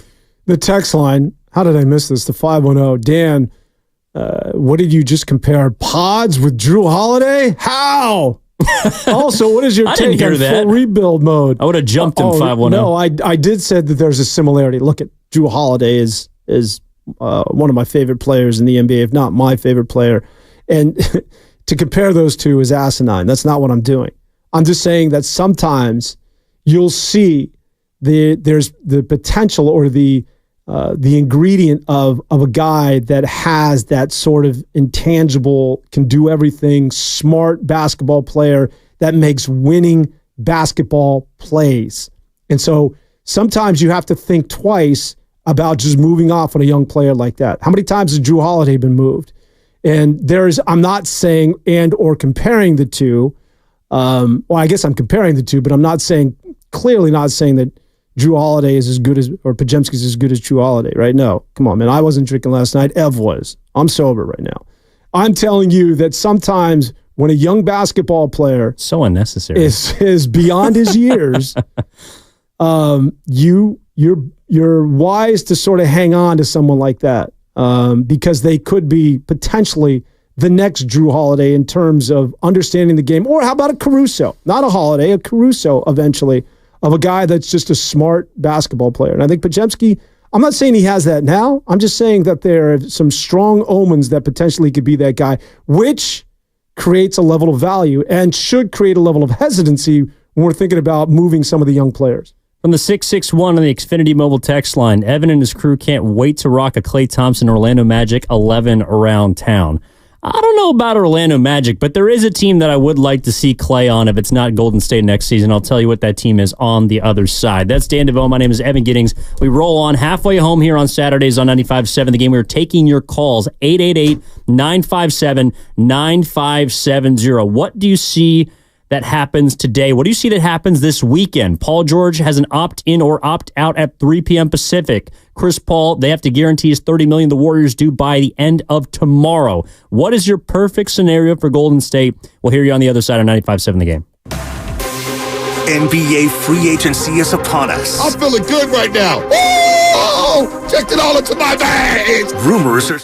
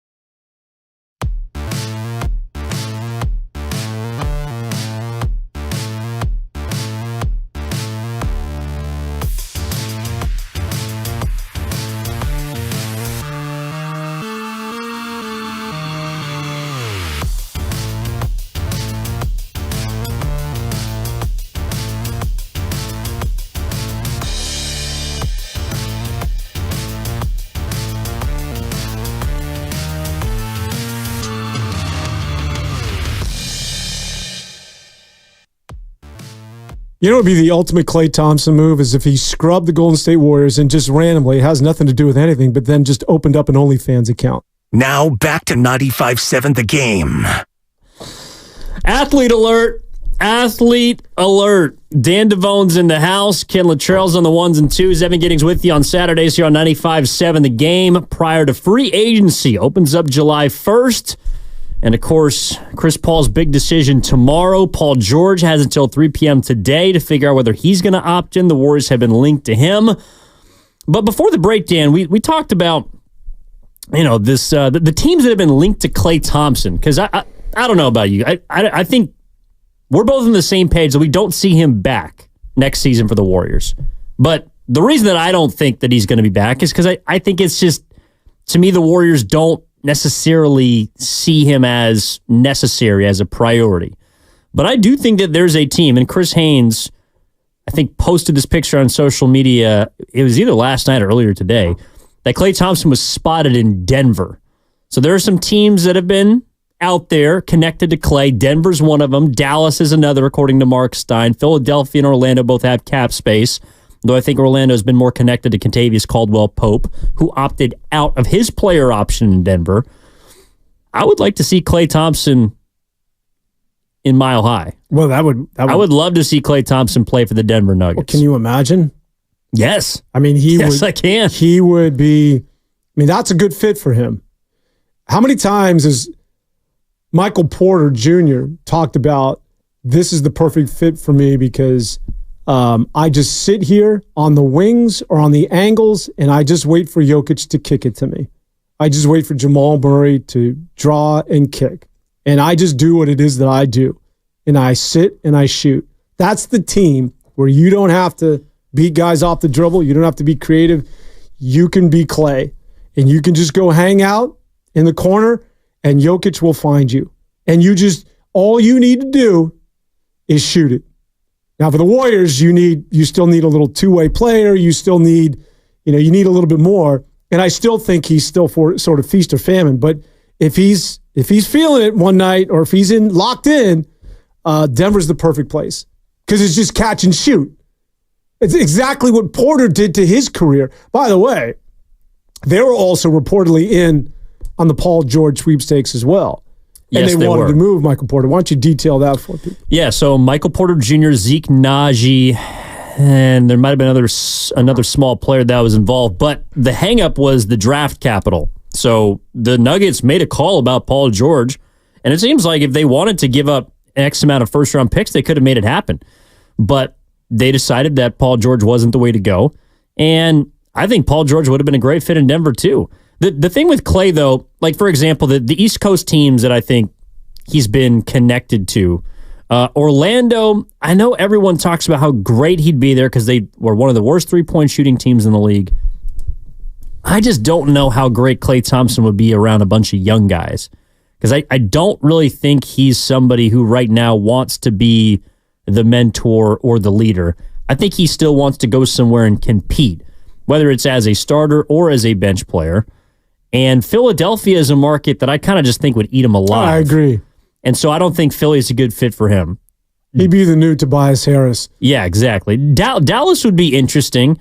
Dallas is a team that I could see, but I also don't think that he would start for that team because they're pretty much just bringing back their five from their finals run. If there's a team that he could go and start for... Who's he going to replace for Denver? He's coming off the bench in Denver. Kentavious Caldwell-Pope. Where'd he go? So he opted out of his player option to test free agency. I think he's going to go to Orlando. Oh, all right. Well, if KCP's out the door, yeah. But if KCP's coming back, Klay's coming back. Oh, I get you. So, well, it's one or the other. Gotcha, I think Klay Thompson's a contingency plan if they can't figure out a way to keep KCP. Yeah, KCP would be perfect on any team. Oh no, I think he's a very good two-way player. So, but if assuming he is gone, KCP, by the way, locked up Steph Curry last year. Yes. Well, Steph did not play well against Denver, and namely, it was because of KCP. Sorry to interrupt. Go ahead. No, you're good. I just got a small piece of news. This is from Adrian Wojnarowski, nothing Warriors related, but Royce O'Neal intends to sign a 4-year, $44 million contract with the Phoenix Suns. They acquired him via trade with the Nets last season. Oh, wow. All right. So $11 million a year for Royce O'Neal, who's I mean, I guess by the end of the season, he was in the rotation, be it process of elimination. You want to get into some of the Warrior drafts? Speaking of bigs. Yeah, who you hot on? I love this QT Post.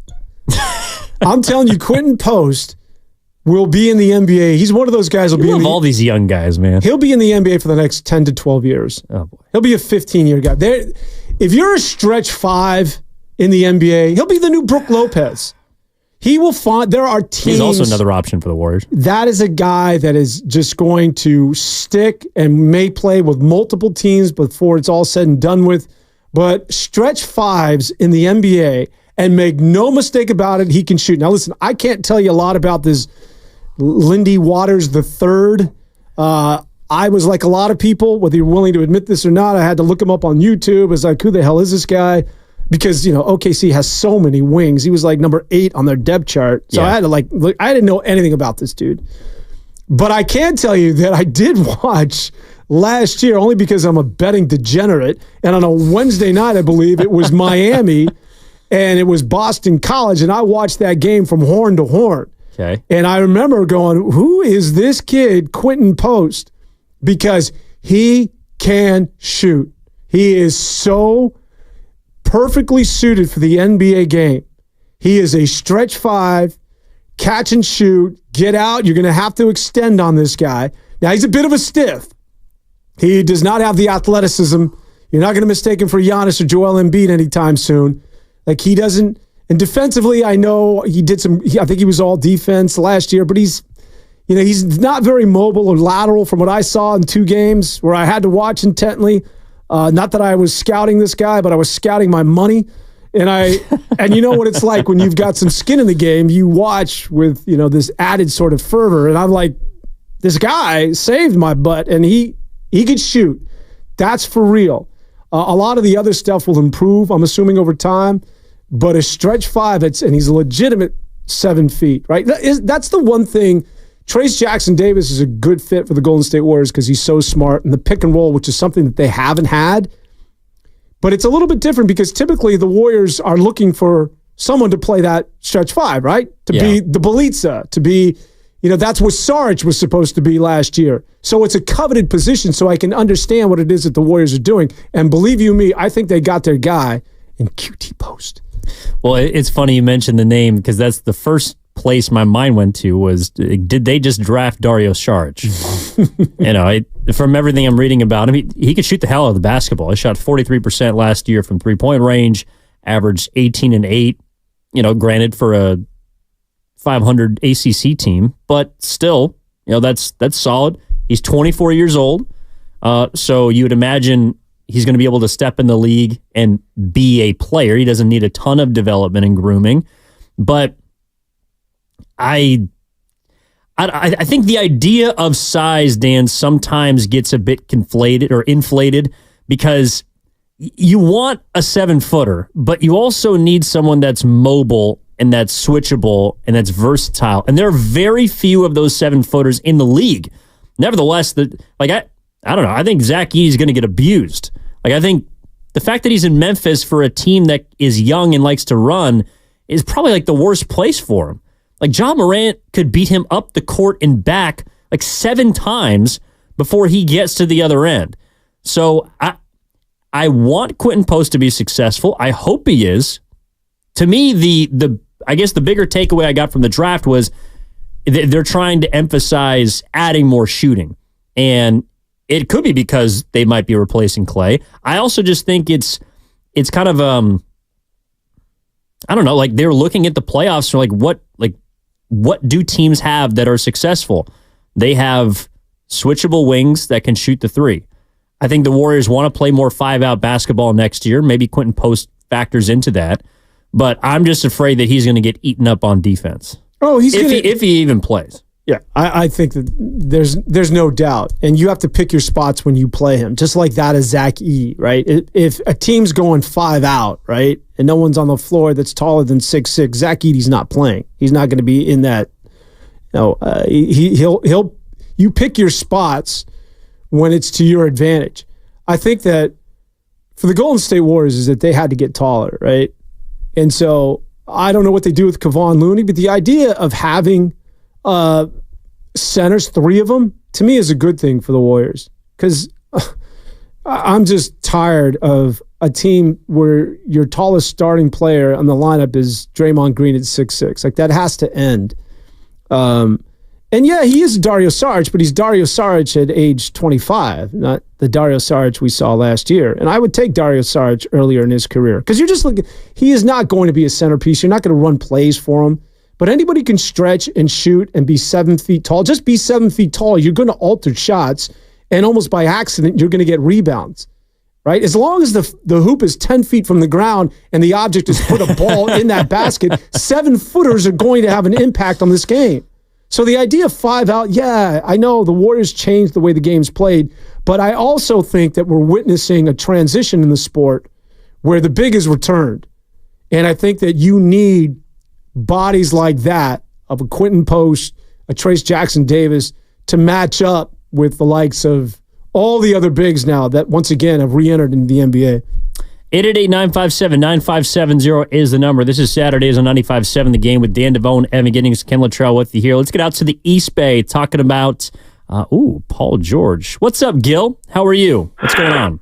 I'm pretty good. I don't understand the fascination that these radio hosts have with Paul George. He's way past his prime. The past 5 years, he's missed 36% of the games that the Clippers have played. Indiana won nothing when Paul George was there. Let's see, OKC won nothing when Paul George was there. And the Clippers aren't going to win anything with Paul George there. So why is it that the Golden State Warriors have to pursue, why do they even have to say that? We're going to pursue Paul George. The Golden State Warriors have to get younger and they have to get taller. They do not need a guy that's past his prime. Let's see. I got to tell you something. I love Steph Curry. I love his family. I think he's the face of the Warriors. I hope they build him a big statue. But you know something? Steph Curry is past his prime, too. He's 36 years old. Let's see. If you want to sign some guy, go after a free agent that or two that really and truly can add on to the Golden State Warriors. Go after a guy like Isaiah Hartenstein. Let's see, the Knicks can't give him more than $18 million if they can give him that much. Let's see, go after this other old guy by the name of Klay Thompson. We know what we're going to get with these guys. We don't know what we're going to get with Paul George. And that's all I have to say. Hey, Gil, when you say those radio announcers, you're excluding one Dan Devone, the kahuna, right? Yeah, I guess. Thanks, God. Gil. Appreciate it. You're beautiful. That's a walk-off. Yeah, I mean, look, I rack that. All right, number one. Yeah, please. Thank you, Ken. I've heard this 36% thrown out a lot about Paul George, right? You know who else has missed north of 30% of their games the last 4 years that they've actually, well, technically be more than that, but we'll say the last 4 years they've been healthy. Yeah, Jamal Murray. Yeah, he's 26. Yeah. Like, he's injury prone. You know who else missed a lot of games last season? Luka Doncic has missed games the last couple seasons. Players miss games now more than ever. You know who missed a lot of games last season? I don't know, Draymond Green. Like, I guess that's a bad example because that was more of a suspension thing. But my point is that there are... Lauri was injured the year before. Lauri Markkanen played 55 games last year. Yeah. He's in the middle of his prime. Like, to expect players to just all of a sudden play 70, I think is a little foolish. I think one of the reasons the Warriors could not sustain injuries or absences last year is because they didn't have the requisite depth or they didn't have players. Well, here's what I would say when it comes to Paul George. Okay, I'll give you let's just say he plays another 74 games. What I've seen of the guy, do you still think he's a number one at age 30, soon to be 35? Because I don't. No, but he wouldn't have to be a number one. Well, to the caller's point, Steph is still very good, but I think that the ideal free agent that you're going to max out should be a 1A. Like, it should be Steph and whomever. To me, he's clearly not a number one on the basketball team, which is why I think Philadelphia would be an ideal place for him because you would go Joel Embiid, Tyrese Maxey, and then Paul George. Speaking of another injury-prone player, there's Joel Embiid. Yeah, well, the injuries aside, I don't think he's that guy.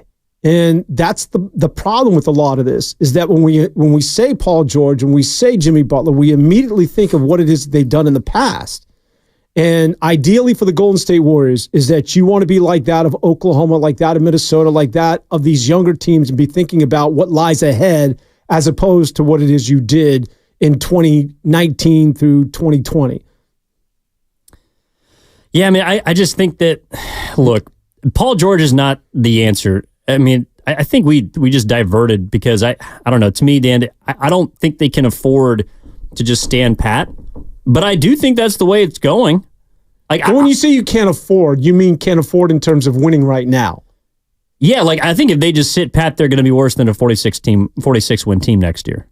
Like I think right now the tea leaves that I'm reading is that there's no move out there that the Warriors are willing to go all in on.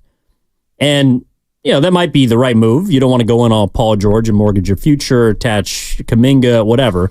I also don't think that there's a move out there that another team is willing to kind of just meet the Warriors halfway for. So yeah. I think right now the most likely outcome is that the Warriors guarantee Chris Paul's $30 million tomorrow. Mm-hmm. Paul George goes back to the Clippers or some other team, not named Golden State, and Klay Thompson signs with a different team in free agency. Is that team better next season?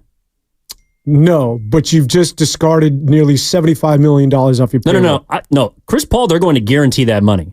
Like I can almost. So you're saying Chris Paul's coming back either as a trade ship or to be on the team. Like I think they're picking up his $30 million tomorrow. And what's your question? Is that team better? No, you're not.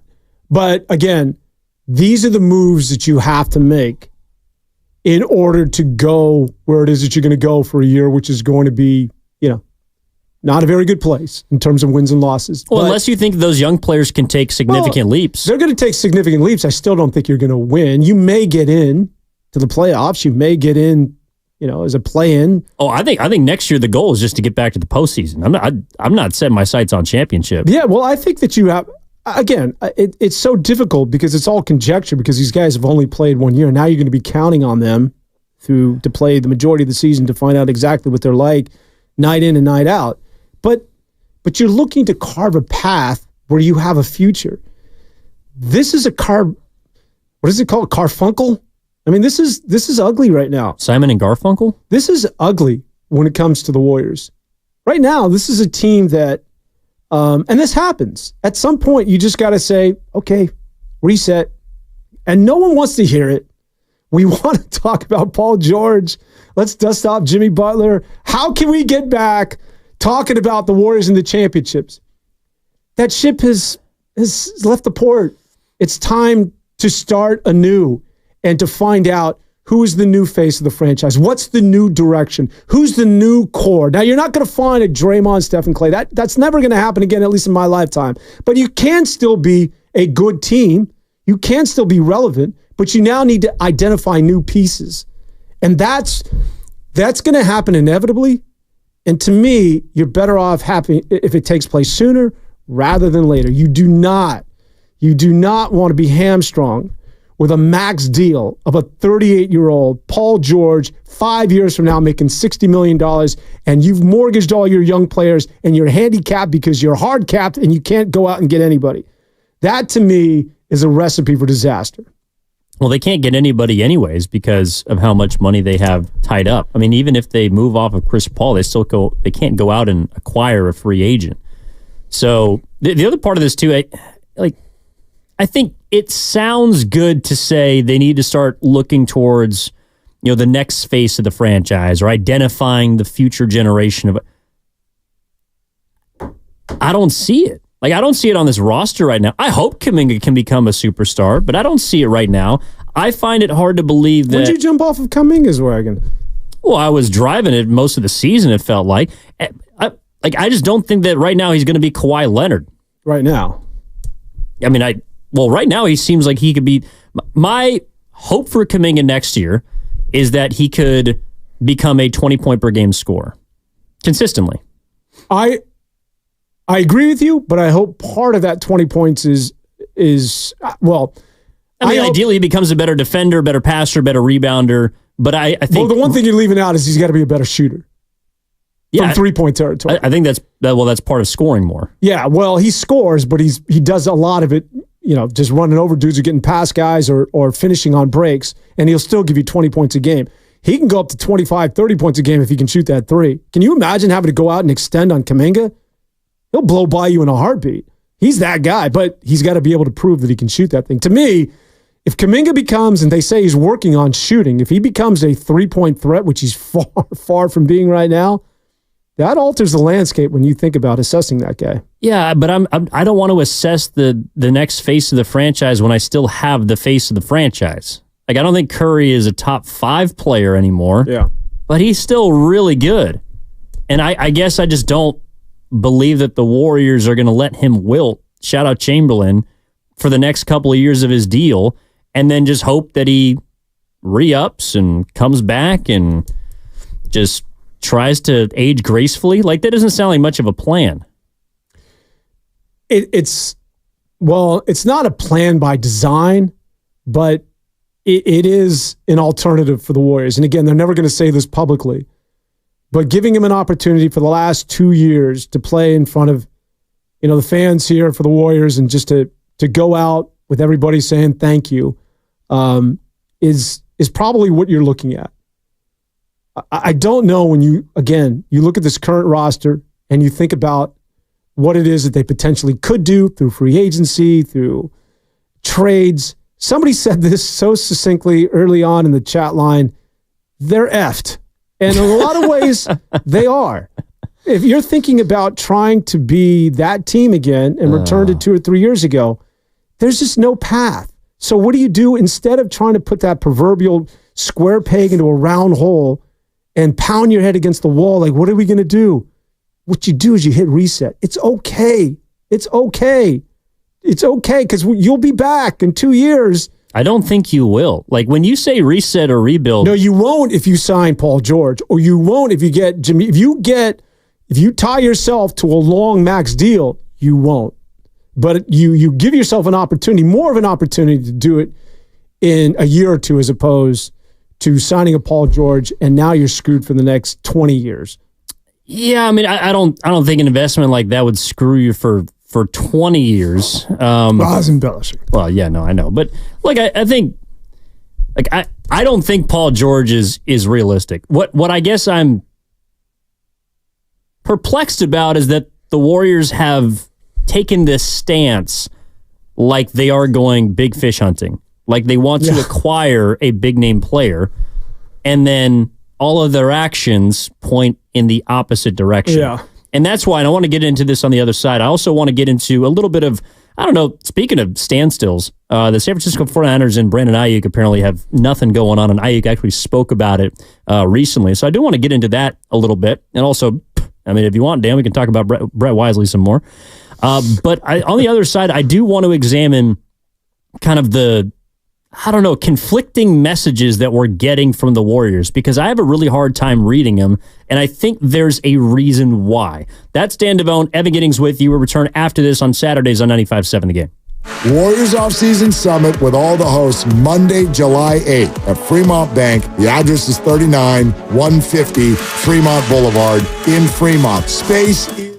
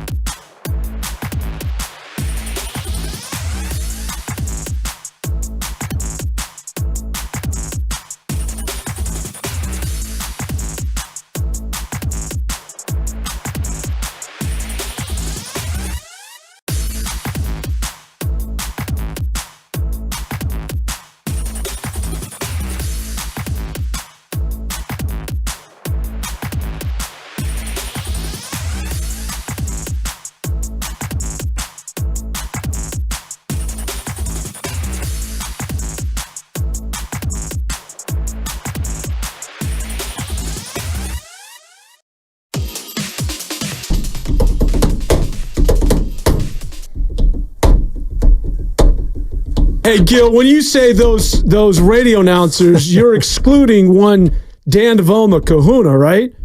Yeah, I guess. Now back to 95.7 The Game. I guess so. Nice. I guess so. I mean, just the Jordan shrug on that call. That's a mic drop, Dan. That hurts. Wait. I thought he was right there with me. I mean, he was reciting everything that I've been pounding for the last 3 hours here, or 2 hours, and he's, then he ends things by saying, I have no idea who the hell you are. Well, we're easily confusable. Come on, man. Similar stances. What's going on with you, Gil? Great looks. I mean, similar dispositions. Hey, you want to talk about Doug Gottlieb really quick? I know you do. What do you got to say about, you know what, Dan Devone? Just get it off your chest. So Doug Gottlieb, is it Wisconsin Green Bay? It's one of those teams up north, but he's still hosting a radio show. Well, that's what drives me crazy. How are you going to run practice while you're on the air? He's going to do his 4-hour daily network radio show and be the head coach. That is so Gottlieb. That is just so arrogant. Like, pick a lane. Either you're a head coach or you're a radio host. Like, you can't do part-time for both. Like, coaches will tell you this, and you're walking down becoming a play-by-play guy, which is one of the reasons why I love you, is that you're willing to travel wherever. Remember when I first met you, you were going to, like, Hogs Flat, Arkansas to go to, instructional league baseball. Yeah. But you were willing to go, because that's what it is when you're a coach. You give everything to being coach. Like, you travel wherever the job is, and then it becomes a 14-hour daily grind. These people are not normal. So to want to do your radio show, which is 4 hours on the air, but there's some prep time. Like me, I get in here at 6 a.m. getting ready for a 9 o'clock show. You're obviously not paying attention to let me get away with that. But when you're talking about a guy that wants to stamp on these rumors, Dan, and still coach his team, like, come on. I'm telling you right now, that is not going to work. Go ahead. I had to get that out. No, it isn't. Where are we at with the rumors? Give me one. Well, no, I was just trying to make sure I didn't miss anything because, again, we got a lot of news coming down the line next 48 hours. Disrespect today. Dude, I'm trying to...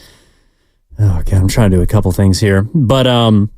So it's 3 o'clock is when... But Paul George could let people know well before that, right? Well, and that's why I do think there's a chance in the final hour of our show here that we do hear the decision. Because I'm with you. Like, as much as I think the Warriors could get better if they traded for Paul George for the right price. It seems like it's exorbitant at this point. I also think that he's just trying to use the Warriors as leverage to get what he wants with the Clippers, which I don't even know if he'll get. Like, if realistically, I mean, they won 51 games last year. They just brought Kawhi back on a 3-year extension.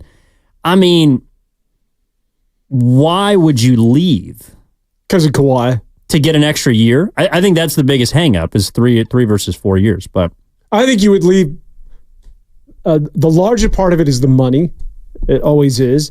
But also, at some point, you got to say, Kawhi, man, enough is enough, man. How many times I hitched my wagon to this cat? I mean, come on.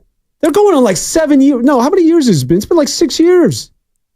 It's been, yeah, well, what? He was 5 years? With Oklahoma City in 2019, so the pandemic year, I think, was their first season together. 5 years of this. Yeah, he got traded in 2019 for SGA.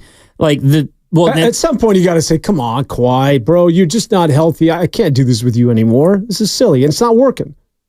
I mean, but if he goes to Philly, he's working with another injury-prone superstar who can't stay healthy in the playoffs. So I think he ends up sticking around in Los Angeles. So do I. And I think the Warriors are kind of left at the altar.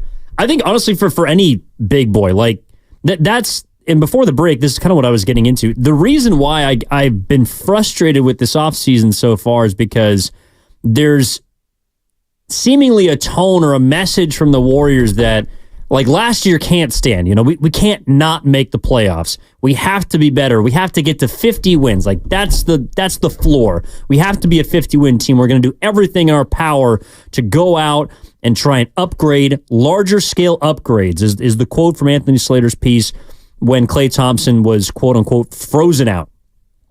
Okay, so all I've seen thus far is you're unwilling to move Kuminga. You're unwilling to give up future first-round picks for somebody like Paul George, Jimmy Butler, even Kevin Durant, I'm not sure. They're unwilling to do that. Okay, so how are you going to get better? Or like, how are you going to upgrade yourself on a larger scale? All I've seen so far is that apparently you've pissed off Klay Thompson to the point where he might just walk regardless. He might not want to come back to the Warriors. You have the Chris Paul trade chip, which I think they'll guarantee tomorrow and acquire that $30 million to then try and trade. But after Paul George opts in, Jimmy Butler's off the table, Kevin Durant's not going anywhere. Like, who are you trading for? Like, how are you going to use that $30 million? Because I think there is a very good chance that Chris Paul could just be on the team next year, that they might keep the $30 million to keep his slot, to dangle him as trade bait, and then just pray to God that their younger players are ready to step in and step up. The undoing of the current state of the Golden State Warriors could be put squarely on that of the Golden State Warriors. At some point, we have to talk about whether you want to target Bob Myers, who I really like as a host, by the way. I think he's really good. He is tremendous, I think, at ESPN. But it's time, just that time of the show, let's just take a look back. You talked about Chris Paul. That's going to turn out to be a mistake. The trade? Well, the trade for Jordan Poole and re-signing Jordan Poole, would you agree was a mistake? Yes. Re-signing Andrew Wiggins, was that a mistake? Agreed. Missing on James Weissman, was that a mistake? Yes. When you think about even Kuminga and Moses Moody, you were in the lottery in successive years. I'm not saying you missed on those guys, but if you hit on some of these draft picks, you would not be in this predicament.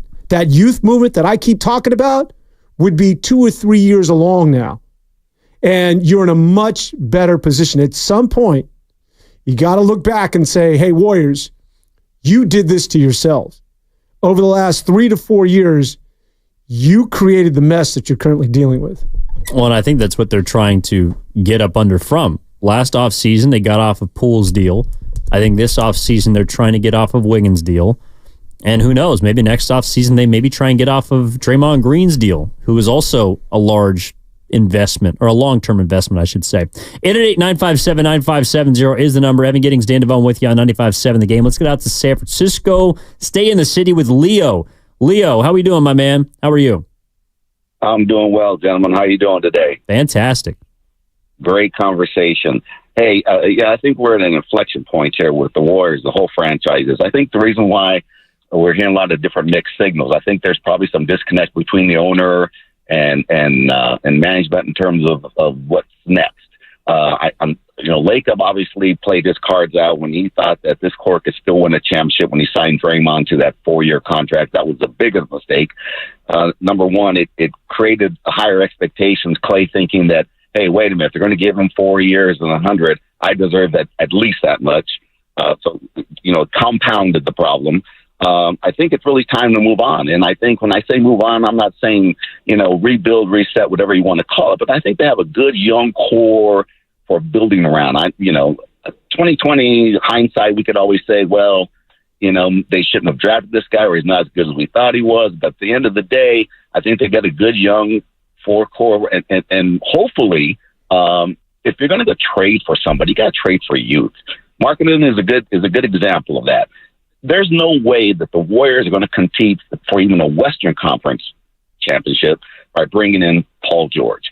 And who wants to pay him $60 million on the back end of his contract? And that goes for a Jimmy Butler or any of those guys. So at the end of the day, I'm turning it over and I'm being honest with Steph. If I'm Lacob, I'm saying, listen, we appreciate everything you've done for us. At this point, we want to reset. We want to reset with you. If we're going, big game hunting, we're going for something like marketing, but we're not going to go for Paul George. And then put the ball in his court and decide what he wants to do with his career. Does he want to stay here another year, another 2, or does he want to go, pull Kevin Durant and go hunt for another championship someplace? And if he does, then you accommodate him. But at this point, just sinking money, $50, $60 million into these guys who are past their prime, it's just, that's out of bounds for me. Delusional as we are as fans and thinking we still got one more left in us, I think it's time to move on. Thanks, Leo. Yeah, it's time to move on. The other thing I find it hard to believe that they can move on with Steph still on the team. The other thing to take into account when you're talking about Paul George and the Clippers aren't idiots. If you're going to trade with the Warriors, by the way, the Brooklyn Nets trading with the Knicks was the first time in I don't know how many decades. Like, you don't do those trades, especially when you're talking about interstate rivals and you're in the same. I know divisions don't really mean that much these days in the NBA, but if you are going to do that, you're going to look to take full advantage of the Golden State Warriors. Trading with the Warriors, if you're the Clippers, I mean, you got to toe a hard line simply because it's the Warriors. And the Warriors would do the exact same thing if they were offering a free agent to that, the Los Angeles Clippers or the Lakers.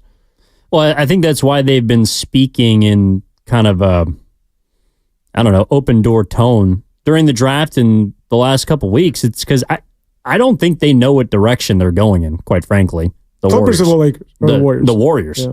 I think the Warriors are hoping that another team makes the choice for them that they feel comfortable with. The issue is you can only kick the can down the road so far. Like, for example, I expected them to move the guarantee date for Chris Paul.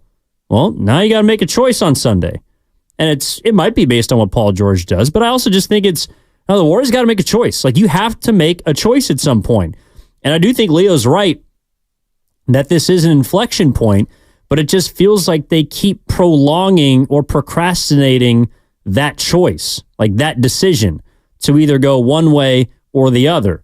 They keep trying to ride this middle ground, and it just feels like, to me, the most probable outcome, which people are going to be pissed about, is next season. It's a lot of the same faces. We're going to see, hopefully, some players improve, ideally in a big scale way, but probably marginally. And the Warriors are going to be just as good, if not a few games worse. Because I don't see how they're going to upgrade wholly while being able to, I think, also secure another objective this offseason, which is to slash payroll. Well, that's what you're looking at. And to me, that's a best case scenario. It really is. I can't tell you how many times when you surmise the Golden State Warriors, the way they're currently constructed, there is no off-ramp here. There is no successful exit. There is no trade. There is no free agent. You're not a player away. You're not two players away. You have to discard the money. You have to get younger. You have to lean in on these kids and then reassess next year as far as getting free agents and building with a future. Because there is no future with the Golden State Warriors right now. The future is done.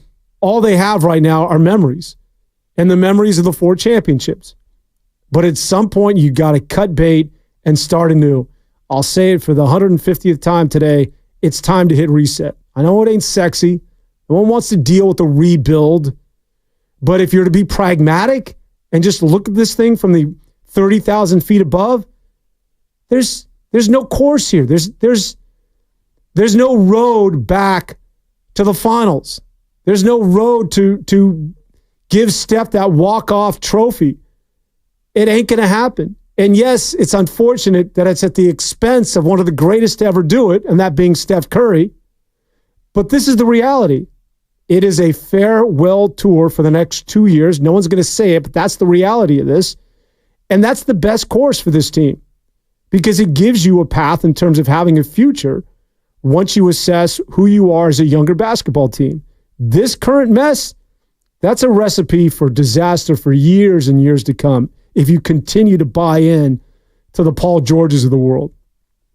Yeah, I mean, I think we can leave Paul George out of this. The idea of resetting, to me, I can't go there yet again while Curry is on this team. And again, that's another part about this too, is Curry's contract extension eligible. Like, I would ask you this, and maybe the listeners too, at 888-957-9570. Why would Curry ask for a contract extension right now? Much like outside of loyalty. The same reason why I think Klay Thompson wants to play here, why Draymond Green re-upped. I think that this is home. And he, more than probably the average NBA basketball player, recognizes what it is that Kobe did. He understands his legacy. He understands the history of basketball, and he only wants to play for the Warriors. Now, will he tell you he's upset? Will he maybe throw some public tantrums next year? Possibly.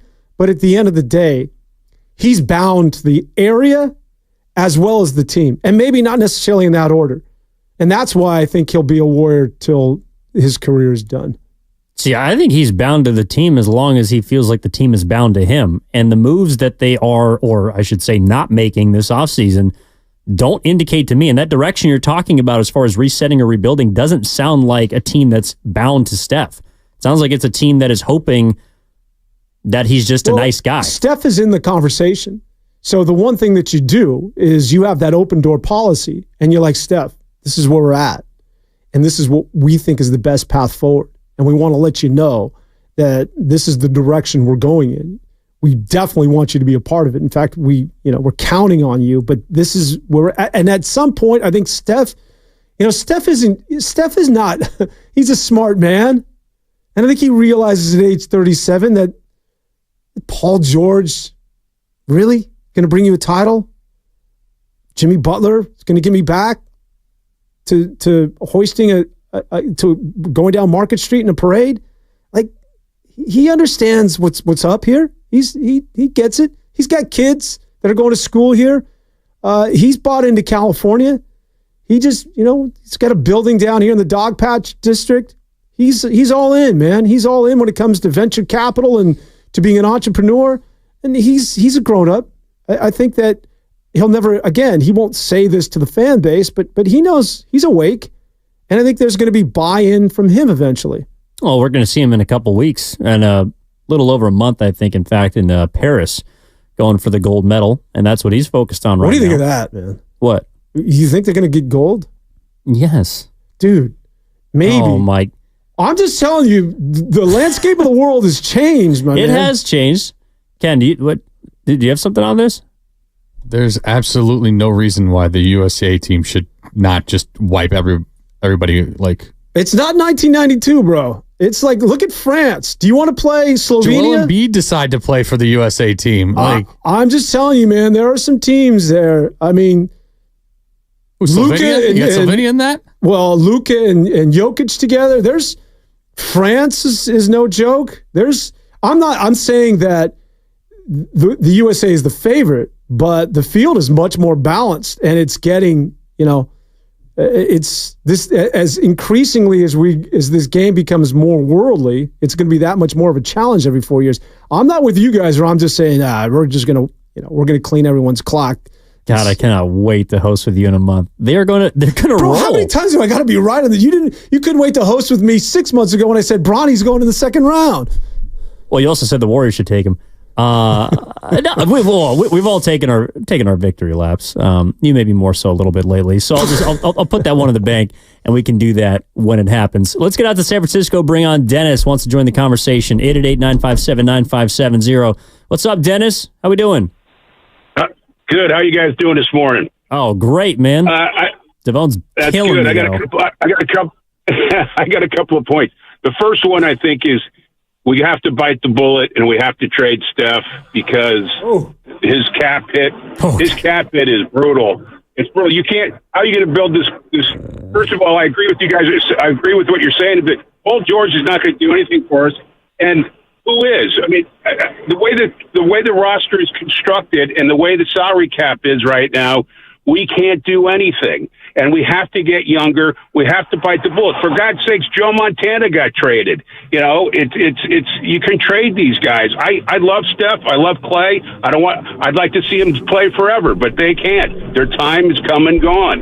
The second point I'd like to make, I've lost a lot of respect for the Warriors organization ever since the Jordan Poole punch, because they didn't do anything about it. They've done nothing about Draymond and his violence.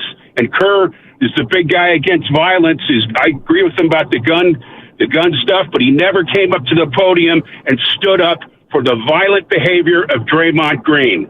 And he's a big distraction. And then they rewarded him with a $100 million contract. That was wrong. Look at after they rewarded him. Look what he done. He was suspended twice, choking Gobert and punching Nurkic, or whatever that guy's name is. And what are they going to do something about the guy? Well, you can't do anything about him now. But let's tackle that first part, because I actually don't think we've. Again, I think all of these ideas on paper sound a lot better than an actual application. So God, I can't believe I'm going to say this. Let's say the Warriors traded Steph. Okay, one of the reasons, Dan, that you're out on Paul George, sounds like you're also out on like Kevin Durant, Jimmy Butler. I imagine if LeBron was available for trade, you'd probably be out on him too, right? Hell no. Wait, Hell yes. Oh, okay. I was like, whoa, that's a pivot. Shout out to the Pivot podcast, which Brandon Ayuk was on. We can get to that in a moment too. But so if Curry's 36 years old, he's due up for an extension at the end of not this upcoming season, but the one after. Why do people think that there are teams that are just going to line up to give 6 first-round picks for Steph Curry? Like, if the Warriors don't deem it reasonable to sell and mortgage their future for a player that's not maybe at the same level as Steph, but in the ballpark, why would a team look to extend Steph Curry at age 37 and give up the amount of capital that it would take? Like, Paul George courted 6 first-round picks in 2019. The New York Knicks just gave up 4 first-round picks. I'm imagining the Warriors would want more than that. Why would a team do that? If we're talking about how we don't want to get older and we don't want an aging star and we don't want to cash trap ourselves, why would another team give up 6 first-round picks or something in that ballpark for Curry, who's going to be going into that season, age 38? I'm with you. They won't. So you can't. So yep. So you'd have to sell low on him, which you're also not going to be doing because he's Steph freaking Curry. Yeah, you're right. And he's not the problem. Cut that. And he's not part of the problem. But he is sort of where you're at, in that Steph Curry is no longer Steph Curry. While he's a good basketball player, he's in an ideal team. I think he's a 1A. I think you have your star and then you have Steph Curry. That's sort of where you're headed right now, which is all part and parcel of what it is that I've been harping on with this basketball team, that it's too old and it's time to start anew, with Steph being still, a good basketball player, but essentially what it is that you're doing is you're having him say goodbye to everybody for the next 2 years. And then him and Steve Kerr, hand in hand can walk off to the sunset or go wherever it is that they're going to go. And then let's recharge this thing. So we're basically just going to limp around for the next 2 years? You're not going to limp around. What it is that you're going to do is you're going to build a new base. You're going to find out who Podziemski is and Trace Jackson-Davis and some of these rookies, and maybe you make a move for a young player. Maybe it's marketing if you don't have to move off of Kuminga. But you're going to identify a new future going forward, and then you can reassess this time next year what free agents will make sense with some of the breakthrough stars we saw this year with the Golden State Warriors. While you may have missed the playoffs, there's got to be a future. Again, there's got to be a future in place as opposed to continually romanticizing the past with the likes of Steph Curry and Klay Thompson and Draymond Green and Paul George, all these guys that are getting paid for, and we're thinking about what it is that they did, in yesteryear. You have to think about in the here and now, and more importantly, like that of Oklahoma, like that of Minnesota and Dallas, because Doncic is still 25, 26 years old. You have to think about the future. Like, what is it about this team that you can say 2 or 3 years from now, we're going to be in a good place?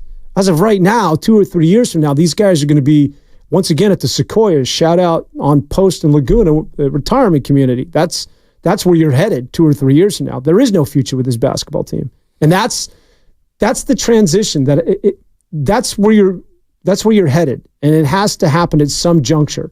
And so, again, you're better off doing it now as opposed to later. Perhaps. I just think that there's a whole lot of trust there that hasn't necessarily been earned yet. I also think it's a lot of rolling the dice, which, again, I think moving off of a player a year before, shout out Bill Walsh, is great when you got Steve Young. moving off of a player or a franchise superstar is great if you have the next thing. I don't feel confident that the Warriors have the next thing, and I guess that's why I'm clutching Steph Curry to my chest so hard. 888-957-9570 is the number. That's Dan Devone. My name is Evan Giddings. We're taking your calls on the other side for our final segment here on 95.7 The Game when we return right after this. NBA free agency is upon us. I'm feeling good right now. Woo! Checked it all into my bag.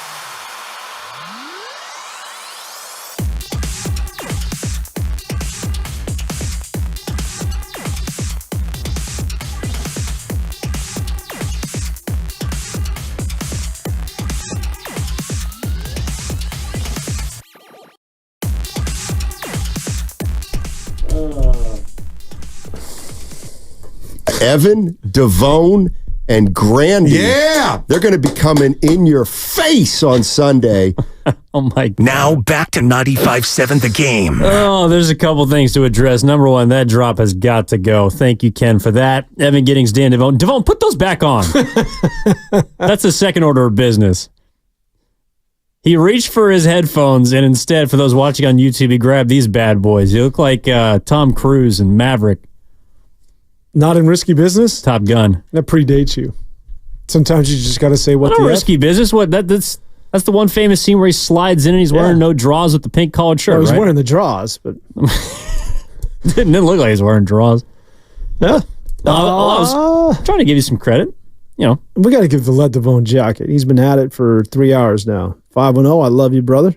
One day I want to meet you. A lot of innuendos. No, maybe not. In this last segment. One final segment here on 95.7 The Game. Let's open up to the callers because I think, Devone, you also opened Pandora's box in our last segment. 888-957-9570 is the number. Get us going. Tim in Raleigh, one of my favorite places in the country, North Carolina. What's going on, Tim? How are you? What's up, guys? Hey, I just had a couple of things. I think we might shortchange how much Curry might want to really be here. You know, you think about Kobe spent his last 7 years with the Lakers, not really competing for anything. He didn't have a young core of players that he could have been a part of growing and helping be a part of. Yeah, they made their shot for Nash and Howard, and it was a flop. But he was going to be a life Laker. You know what I mean? I think Curry has some of that in him. And I think as long as there's talent around him, I don't think he's just going to want to tap out because we say, hey, look, man, we gotta be smart about this and try and go another route. And he'd be a part of it with Kuminga and the talent we have. And that leads me to this, why is everybody else young player a new thing better than what we may have in our own backyard? Like Paul George, the lasting memory of Paul George is Damian Lillard hitting a 30-footer in his face and sending him home when he was with OKC. That's as far and as much as he's won. I mean, it is amazing that we're so ready to give up what we have for something that's all we saw, right? And it just makes me think, I wonder back in 2009 and 2010, how many in the Bay was ready to say, let's go with Monte Ellis. I mean, let's go with Monte Ellis. This Steph guy, like, let's go with Monte. Like, ready to not even give him that chance. Like you said earlier, they traded Shea Gilgeous for Paul George. Like, just everybody's always ready for the new thing, right? If Jonathan Kuminga makes, let's remember this, right? No empowerment from the coach, no confidence instilling from the coach. This guy's had to do it all kind of like on his own. And if he can make half of the leap he made last year, we're talking about a 23 to 24 point score a game, like with no empowerment from his coach believing in him, right? Like imagine Jonathan Kuminga playing for a Ty Lue, a coach that instills confidence, that empowers you. Like, I just don't understand. Like, it really makes me think how many in the Bay were more about Monte Ellis and let's do something different than this Steph Curry guy before even giving him a chance to be what he is, right? Like, everybody's new thing is the freshest thing, instead of maybe believing in what we only have already. So I just wanted to bring that to the table. Sometimes take a step back and let's believe in what we got. We saw it with our own two eyes, and people still hesitate to say, maybe Kuminga this, maybe Kuminga that. No, guys, the guy is here. Like, let's empower him, let's instill more confidence, and let's let him go. Like, why not? You know what I'm saying? I just don't get it, guys. We already blew it with Anthony Lamb and John Jerome taking minutes from him and Moody 3 years ago. Let's just go ahead and try and fix that and go in on what we have. I just wanted to bring that up, fellas. I appreciate it. Thanks, Tim.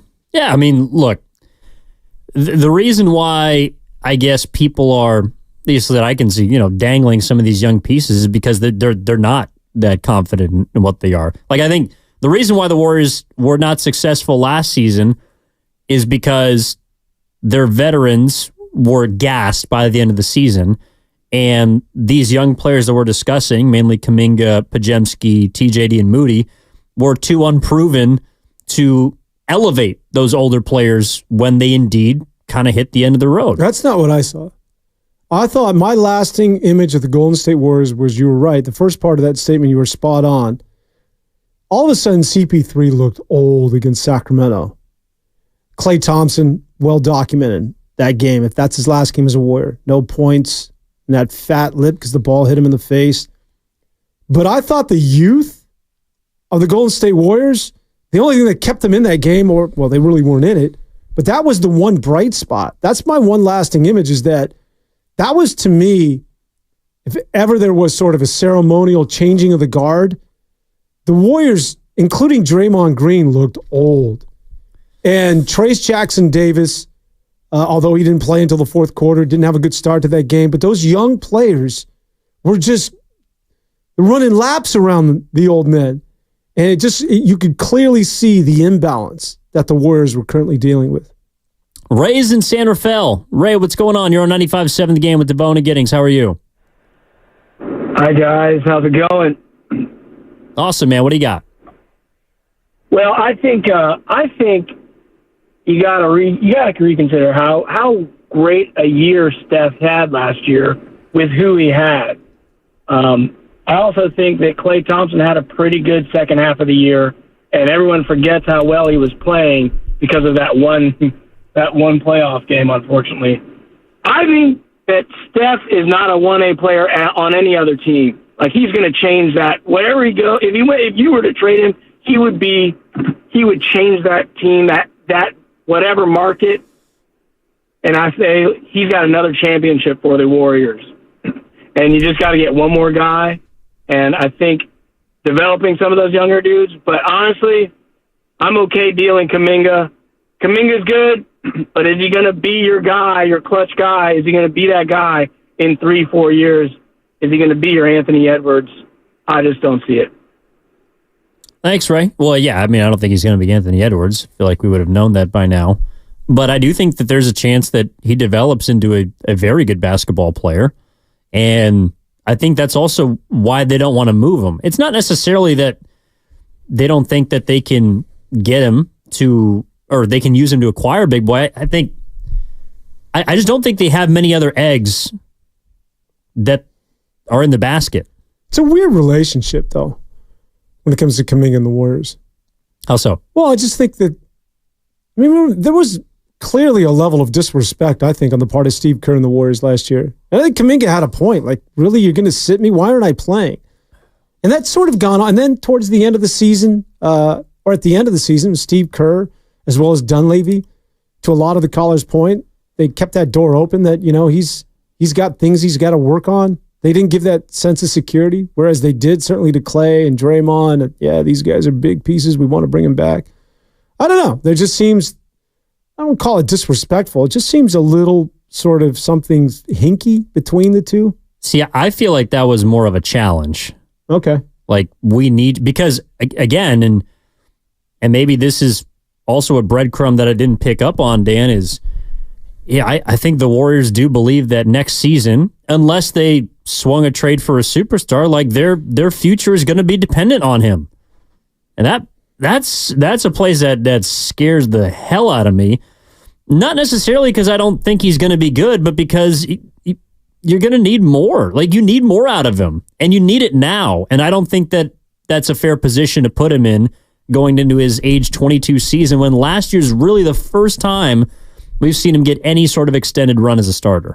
The other thing when it comes to Klay Thompson, well, I'm with you. I think the Warriors are better served. Well, maybe you didn't go this far. I think the Warriors are better served without Klay Thompson because there's just too many old players. Not an indictment on his talent. It just, when you think about fit, it's not a fit on an aging basketball team. It is a good fit in Orlando. It's a great fit in Denver, where he can just sit out on the corner or sit out in the wing and catch and shoot all day from Jokic. That's a perfect inside-out scenario for him, where he can just do what it is that he does, and that is get up in the morning, hit the fatty, and then just start shooting. But when it comes to Klay Thompson, if indeed he does leave, that's a huge, huge void that the Warriors are going to have to address immediately. Because who then shoots the ball for you consistently? That's not named Steph Curry. And it was bad enough Steph had to deal with double, if not triple teams last year with Klay Thompson. So you take him out of the equation, and really, is it going to be Lindy Waters the third? Don't call me the second, the third. 40% three-point shooter, well, Dan. I mean, are you going to entrust him of being that guy that's going to alleviate the pressure from Steph Curry? Because somebody's got to step in and just hit the ground running as far as providing consistent shooting from the outside. So while I'm with you that Klay should go, but you have to address then, okay, well, how are we shooting threes and who's doing it aside from Steph Curry? Or maybe you feel like Klay leaving also helps you become a better defensive team. And I think that's why Kerr's message, or it wasn't just to Kuminga. I think it's also towards Moody as well. Probably to Podziemski. It's like, dude, we need you guys to develop as three-point shooters or better three-point shooters, because it looks like Kerr are going to be missing a big one next year. And for as much as Klay sometimes did shoot the Warriors out of games, he is also their only volume three-point threat outside of Curry. And I don't think he's going to be back next year. So you have to figure out who else is going to demand respect along the three-point line. And I'm sorry, Lindy Waters III and Quentin Post are not good enough for me. 888-957-9570 is the number. Dan Devone, Evan Giddings with you up until 12. We'll be back tomorrow from 2 to 6 for our NBA free agency special. Starts at 3 o'clock, so we got an hour kind of to warm up. Mark Grandy will be joining us. Yay! And we're going to run a 3-man weave up until 6 p.m., reacting to all the news coming down the line for the Warriors, who have a decision about Chris Paul, for any other teams that are inking their stars or future stars to free agent contracts. Klay Thompson could potentially be leaving. All of that will be coming your way for 4 hours tomorrow from 2 to 6 right here on 95.7 The Game. Let's go down to Newark. Talk to our guy, Omar. Omar's coming. What's up, man? Hello, gentlemen. How are you guys doing? Wire shout out, Omar. I think with the Warriors is that no matter what decision that they make, it's just going to disappoint people. Regarding in trading Paul George, you're going to have to give abundance of players and picks, and people it's going to be divided because people are going to be satisfied. Yes, Paul George, he's a better two-way, better slasher to the rim than Klay, but he's injured. He's injury prone. And then there's people that suggest DeMar DeRozan. DeMar DeRozan's he's elderly too, and he has a mid-range shot, and he doesn't play defense. And then I seen a trade suggestion with Lauri Markkanen where we would receive Lauri Markkanen and Jordan Clarkson, but we would ship out Andrew Pods, and I believe it was Moses Moody, and first and second round draft pick. I just, as a Warriors fan, you want to see hope, and you think that Mike Dunleavy would do the right thing, and you would hope that it plays in our favor, but it's not looking too bright. All right, well, it's sunny outside. Last I checked. Apparently, Omar's calling from, I don't know, the basement. It's tough. I'm surprised you had wire knowledge. My knowledge would shock you, Dan Devone. My knowledge would blow your socks off. By the way, there was a piece of information I did not know about Dan Devone, which I don't think I can reveal publicly. Wait, by the way, do you know Omar's last name? Little. On the show? Yeah, Omar Little, right? Oh, God. Why did I think it was Devone? Oh, my God. I'm serious. I'm going to look this up. Oh, I'm looking my up a goodness. Devone. There's one thing it isn't. It isn't Devone. It is not Devone. It is not Omar Devone. By the way, shout out the late, great Michael Kenneth Williams, because that's his actual name, and he passed away. So RIP to him. But yeah, it's God love you. There's a Devone on the wall. I'm telling you, one of the characters, unless I'm really delusional. Is there? I can't. My where is your wire knowledge at? Don't go there, bro. Were you in season 2?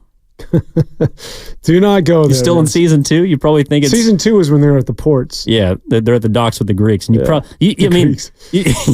you probably don't think that's a very important season, huh? Well, think about that. How that's what I'm saying. Well, that bridge is no longer. I mean, think about went over your head. What? Oh, yeah. Wow. Wait, which bridge?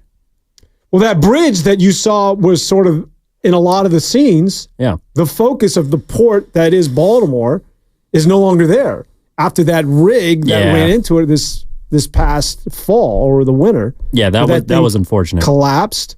That was where a lot of that was shot, right there in season 2. So, well, it is one of the greatest pieces of the best is ever. when they focused on the kids. Yeah, season 4, yeah, no doubt. Was amazing. When Omar Little found his replacement towards the tail end of also season 5. My name is Evan Giddings. That's Dan Devone. From the Xfinity Mobile text line, 520, Klay ends up leaving in free agency. Giddings and every critic will feel the wrath of dub stands. Look, I'm just telling you what I think. I don't think the Warriors made him a priority this offseason. And I do think, Dan, you did bring up a really good point earlier that I wholly agree with. The reason why Klay is not a priority for them is, one, because I think they believe that they can still survive him not being on the team. But number 2, it's because of the contracts they've given out the last 2 summers to Jordan Poole, who of course has become Chris Paul. That was probably a mistake, 2020. Andrew Wiggins, 2020, also hindsight, probably a mistake. And Draymond Green, even a 4-year, $100 million deal, also is not looking too good right now. Because of those 3 deals, there's no longer money left for Klay. I think that's kind of why he's in this situation. Yeah, and in terms of to-do list, I'm sorry, he's not at the top of the list. It's, you got to find out what it is that you're doing with Chris Paul, simply because it's time sensitive. And secondly, when the free agency starts, or as it relates to Paul George, if indeed you're going to have him opt in and trade, or you're going to trade for him and sign him to a max deal, well, then those have to be taken care of before financially you can address the Klay Thompson issue. You can't sign Klay Thompson and then handcuff yourself to that contract and then try and deal with first CP3 and then secondly Paul George. It's the other way around. So it's just a list of priorities. And if he's insulted by that, well, so be it. But that's sort of business as the Warriors see it this offseason.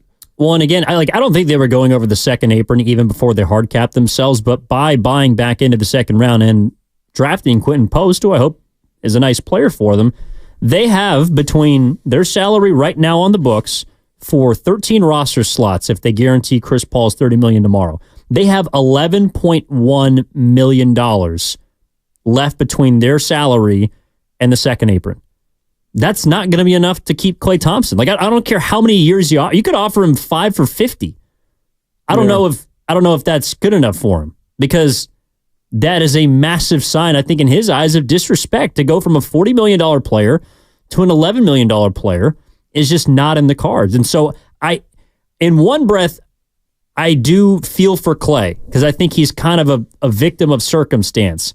I think a lot of teams are afraid of the second apron, and he just happened to so fall in his free agency in a year where the league is changing and it's also evolving. And he's not necessarily a part of it for a lot of franchises, perhaps including his own.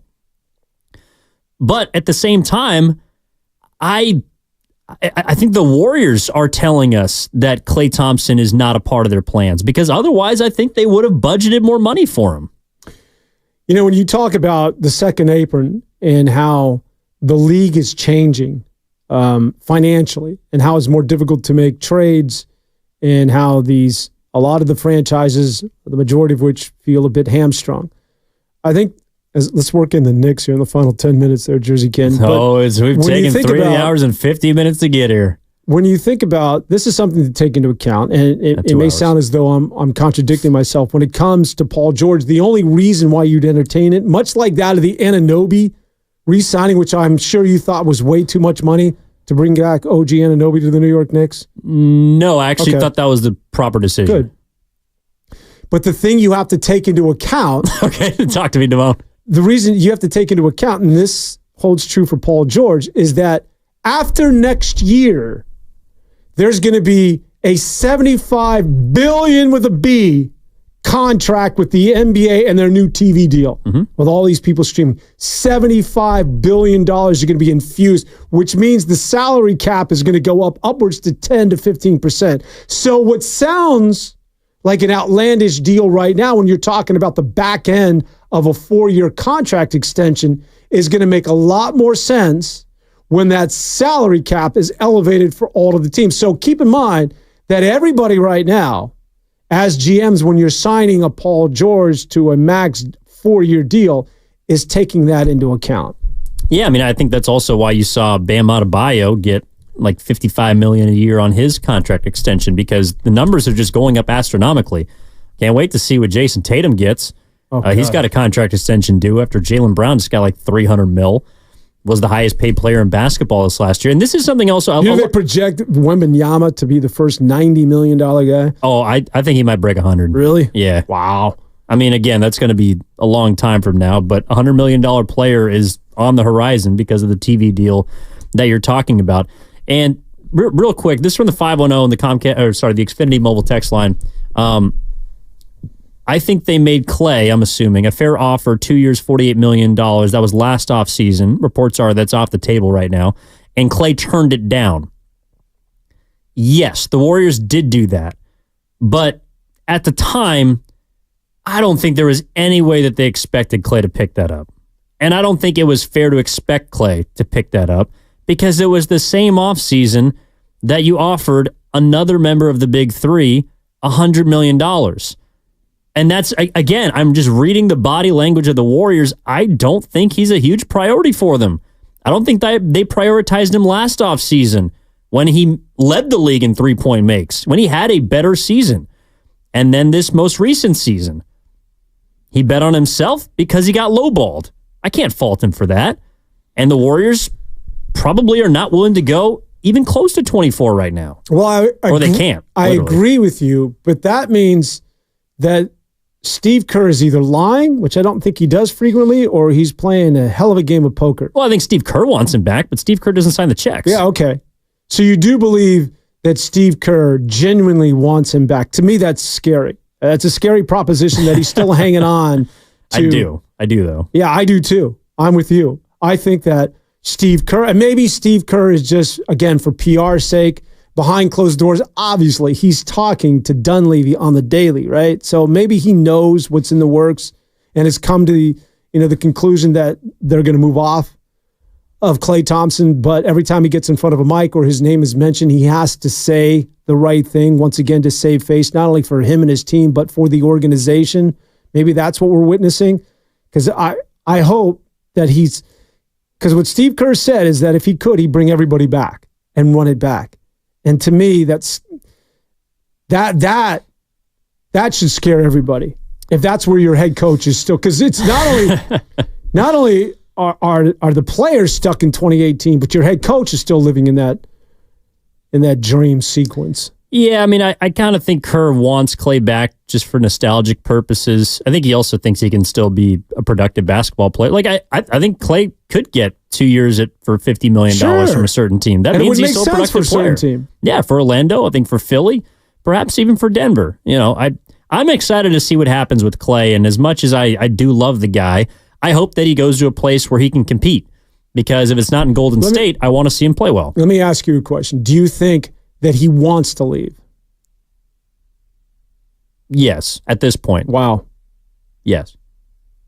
I mean, again, it has to do with the money, respect, role. I think all of it wrapped together leads me to believe that Klay Thompson has his eyes set on somewhere else. I think he'd go. In a perfect world, he'd stay, but I think he'd go unwillingly. He'd be very reluctant, even if he's getting a significant amount of money, more money from another team. Well, as we put a bow on this, we're going to talk about this and more tomorrow, 2 to 6 p.m., NBA free agency special. Myself, Evan Giddings, Dan Devone right there, and Mark Grand. You're going to have me for 4 hours. My first three-man show.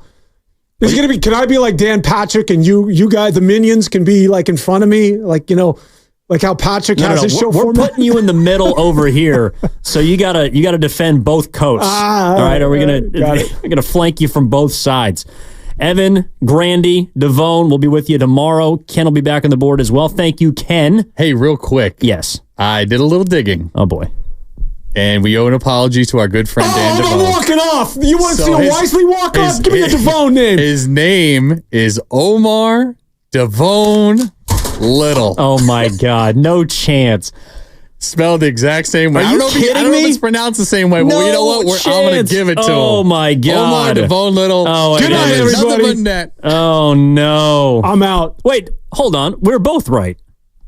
I can't hear him. Yeah, all right. Devone's off the air. We'll talk to you tomorrow from 2 o'clock until 6 o'clock right here on 95.7 The Game. Thanks, everyone. Warriors Offseason Summit with all the hosts Monday, July 8th at Fremont Bank. The address is 39 150 Fremont.